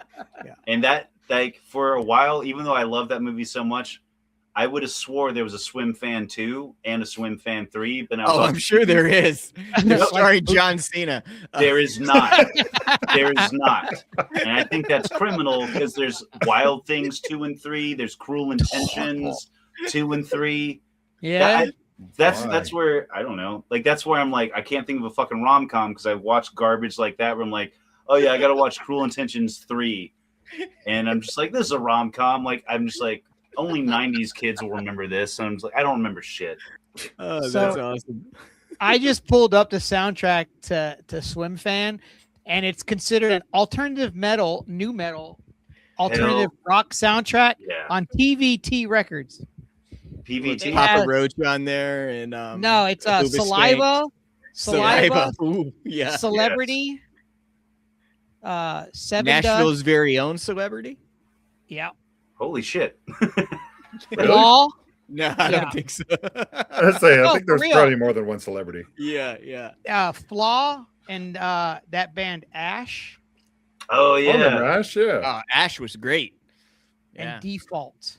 They were on the Angus soundtrack. Oh yeah, that's a great soundtrack.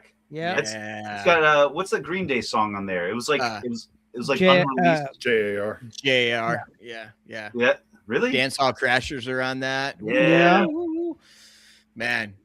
When That was a their good album Hi Honey I'm Homely came out, I was doing my radio station or my radio show at Austin P, and every time I would introduce their song, I'd be like, these are my girlfriends, the Dance Hall Crashers. And, Fucking a great, boy can man. dream. I that live album, the live album they did, that was like the last thing they put out. It's fucking phenomenal. Yeah. I forgot what it's called, but the artwork's by a cartoonist that I liked. But I remember getting a call. We were on tour. I think we were like in like New York State somewhere. And I remember getting a call. We were at a gas station from the Fat Wreck warehouse. Yeah. It was on like Pink and Black Records, like the subsidiary, because it was like Onyx Cons. I remember getting a call. They're like, "Hey, it wasn't what's his name, Floyd or whatever, the guy who was like the mail guy for a long time." He's like, "Hey, man, I'm putting together orders and like this thing, blah blah blah, like your order's kind of messed up. Can it be delayed by 2 weeks?" I was like, "Yeah, that's totally fine. Oh, by the way," he was really like friendly. And I was like, "Oh yeah, by the way, I'm in a ska punk band from Nashville," and they just click because he was because I was just outside and like they were inside like I don't know shoplifting shit, but I was just like this could be the big break. But he was just like, "Yeah, thanks for understanding, man. Sorry." I was like, "Yeah, no worries. It's just mail order. It's cool." It's like, "How you been? How you doing?" I'm like, "Oh, I'm on tour with my ska punk band." Just like, I was like, "Shit." So one of the few one of the few misses of trying to get directly in touch with Fat Mike. But I'm trying to think. Yeah, Angus, great soundtrack. I'm not going to go another screed about other dumb shit. Do you remember those I Floyd compilations you would get at Warped Tour? Oh yeah. That's how I first heard about Western Addiction.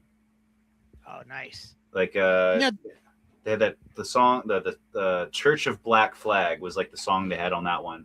It was like a weird like I got one that was like 9 songs. It was just like weird fucking songs on there. Or just like a grab bag of random bands. Yeah. Oh. So. Did you guys play Warped Tour at all? No. We applied so many times to be the barbecue band, and we tried to do the Ernie Ball Battle of the Bands, and we always got voted. Well, we got buried, but we always got outvoted by the screamo bands at the time who knew how to use MySpace. But we snuck into several Warped Tours with the van and trailer, and just got in for free and sold CDs. Fuck yeah, dude. We do like 3 CDs for $10, and we would make. Man, I think the first one we did, we made like $400 or $500 in like an hour, just like selling CDs. It was pretty cool, but it was like one of those things like going on tour and like. Because we would go on tour for like a month and a half, however long. But some venues were like, "Dude, Warped Tour is like 150 miles away. Like, we're not booking a show that day. Like, sorry, guys." So we went to one outside Philadelphia, and then like we all went. Like, we snuck in at like 6 a.m. because that's when we realized like band call was. Yeah. And they would use local security at the venues. So it would just like I remember that one. Was just like a sweet older black woman. She's like, "You guys here for the Warped Tour?" And we're like, "Yes, ma'am." And she's like, "Well, you guys have a great time. I hope you guys get a lot of fans." And we're like, "Yes, ma'am. Thank you so much." And we would just like pull in with all the other vans and trailers and buses and just wander around or like sleep in the van until like people started showing up. And then we would just sell stuff. So, no, we never played Warped Tour officially. Well, we never played, but we snuck in several times. So. I don't know if you all remember this or but there was a fest. It was one of those bigger fests, and I can't remember which one it was, but Sub Method was supposed to like headline the second stage of like local talents.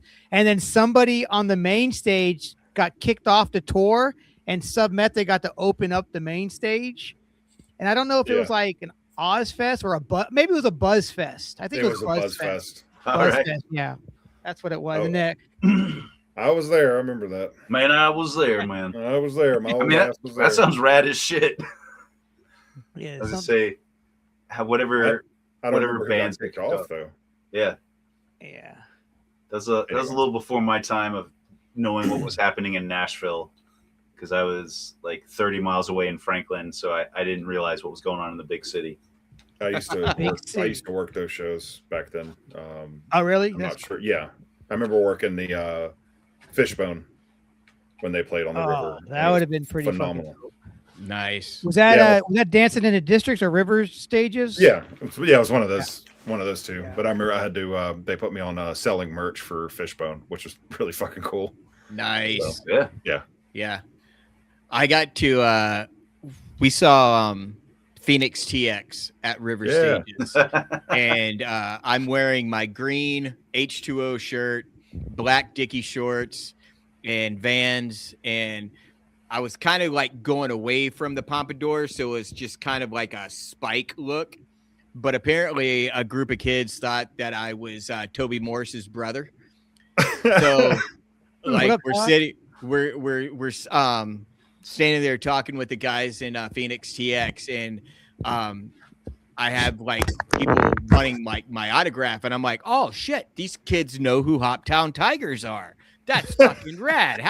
They're too young to get into the end, but I'm signing like t-shirts. I signed a girl's shoe, and I like look over at like one of the kids, and they're like, "You're an H2O, right?" And I'm like, I'm signing everything Eric 7, you know. Absolutely. I don't know if it was River Stages Dancing District, one of those little shows down there. That's where I saw Zebrahead at for the first time. Mm-hmm. Nice. At one of those, yeah. I got to see. And then I turn around. I turn around and I see Barry and Nathan passing out flyers, as always. Oh yeah. Every fucking show. We used to play with them back at Next Generation, and yeah. Oh, so it was always like we always had to work the hustle, man. Always out handing out flyers. It would be those guys would be at any show, whether it was at Starwood, downtown, and then you would have Hunter. He'd be over in front of the IndieNet and out in front of the End and getting all the hardcore kids for The Love Is Red and all those shows back then. But yeah, people don't pass out flyers no more, huh? Thanks to the phone. You just yeah.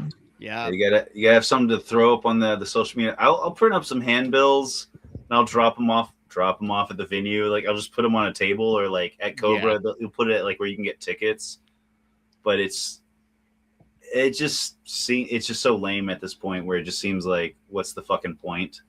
Yeah. But at the same time, there's a lot of bands, like high school bands, like early 20s bands that are probably putting up flyers, like passing out handbills. And since I don't go to fucking shows, like where I live, like there's nothing going on around here, and I'm not going to Nashville to like see stuff on a Wednesday night, you know? So there could be like a cool scene that's coming back, you know? I do know like the hardcore scene in Nashville is like bigger than it's ever been right now down there. And like, there's always great shows going on in that scene.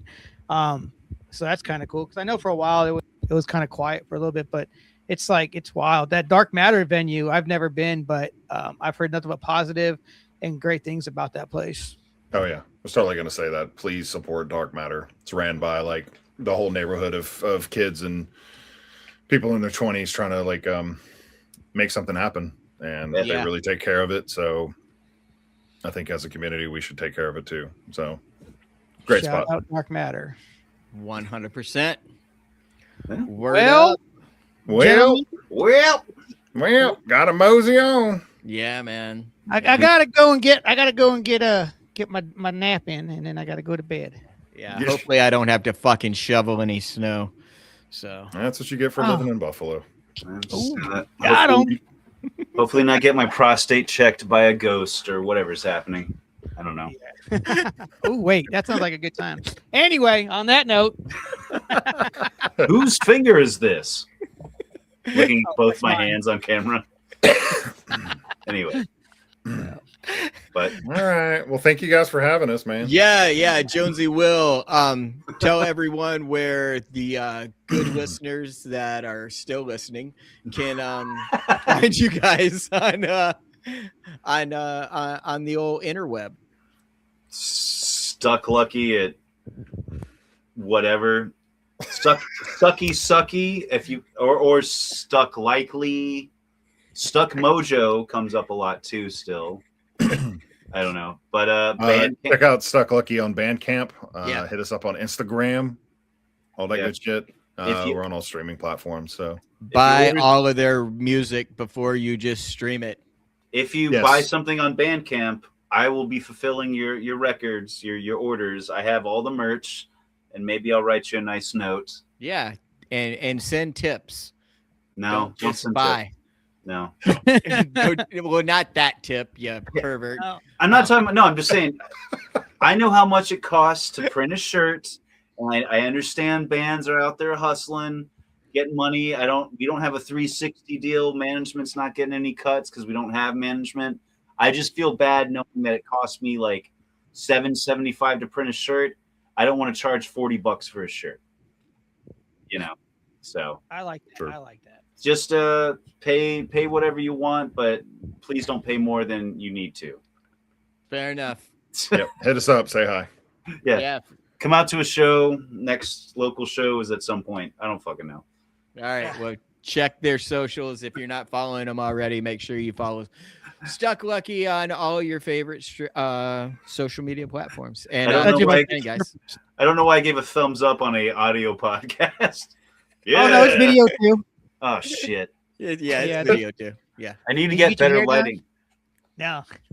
I did go to Sports Clips since we recorded last. Nice. Nice. So if you see me with a little bit longer hair, these motherfuckers are splicing and stuff from the band podcast that's not supposed to be out there. That's gonna be on the Patreon. Yeah, long as- that's not. If you want Our to pay OnlyFans? for the episode that we couldn't air, we will give you the link and our Venmo. So Strangely enough, I think that the unairable episode was longer than this one by only a little bit. So Yeah. this was a lot of fun. So thanks for having us back. yeah, for Yeah. sure. Good times. All right, All right, we'll talk guys. to you guys soon. Peace. All right. Cheers. Thank you. Wait, Whew, where are we? Where are you? What are you doing? who am I? I Who don't are even know you? who I am, but I know I've peed a lot, and that was probably the most I had peed in an episode. Wow. Yeah. Because I peed once when we took a break, and then I just peed on the floor the rest of the time. So, The joys of living by yourself. oh hell no, that's gross. I do not pee on my floor. I do not pee on my floor. So yeah. Anywho, but yeah, man, I'm glad it was a good episode.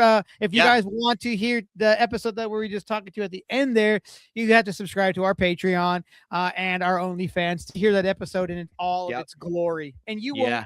want to miss that episode. So check it out. There were juggalos in it. So, yeah. Whoop whoop. No. But yeah, man, that was a fun episode. Great guys. Yeah. Hey, Oh, check yeah. this picture out. It's you. Who else is that? This is Blacklist Royals on Warped Tour 2006. Oh wow. That's Yeah, cool. that's somewhere in America. Well, it's behind him. It's in front of a mountain. I know that much. Yeah. I'm gonna say that was probably. Well, did you guys go out west? Dude, we did the So I'm entire. gonna say it's probably it's out that way somewhere. I'm thinking. Yeah, that's gotta. Yeah, I think that might be like Washington or something like that. Yeah. So, I was gonna say like Colorado or something. yeah, or Colorado. Yeah. Let's ride. Let's ride on to. So Yeah, Anyway. something like that. But yeah. So yeah, great episode with Stuck Lucky, Will, and Jonzee are two fabulous guests, and I can't wait to have them on the show again. And, I can't wait to ask the guys next week, or I'm sorry, the guys, next episode, the questions that we got. What song would you perform at your 8th grade talent show? yeah, And the other one was what horror movie soundtrack would you want to appear on? yeah, That's those are good ones. Yeah, I like that. I think I had a question like the horror movie one, but I think mine was I think what soundtrack would you want to re-record? I think that's what my question was, but these are way better questions. So Yeah, anywho, but yeah, man, good dudes. I think we could talk to them for forever. yeah. I would have to take a nap and wake up and rejoin the conversation. Yeah, I think we all just talked about so much similar stuff, you know. Yeah, for sure. You know what? One thing we didn't really talk about this episode was about the band, but you know it's okay. We did talk. I will say this though, we did talk about what we missed out on the last episode. Yeah, the artwork, and that was something that you really wanted to talk about. Yeah, But if they want to know about the band, just go to Patreon and go back to OnlyFans. Yeah, I might put it on MySpace. I don't know yet. Yeah. No, it's good shit. They are a solid band. They've been going forever. Great guys. And I hope they don't stop because I mean it's good music and don't stop till you get enough. Yeah, for sure. Oh yeah. But yeah, man, good times. Eric, one album that somebody needs to check out. Man, I feel like I'm you know what? I've got a new one. Go ahead. It's not a new record. No, well, it is. It could be new to some people. Yeah. Pulley put out a record in 2004 called Matters. Okay. And I listened to it today and it brought joy into my heart and it's a great record. So Pulley Matters. Check it out, man. Scott Radinsky. He pitched for the Dodgers. He sang for 10 Foot Pole. Yep. He dated Alyssa Milano. He's got a great singing voice. And the band as a whole they're just fucking amazing. So yeah, Pulley Matters. Check that album out if you haven't already. If you have, listen to it again. And I'm gonna say you need to check out. I got 2 albums. I'm gonna say you need to check out Sponge, Rotting Pinatas. Great fucking album, start to finish.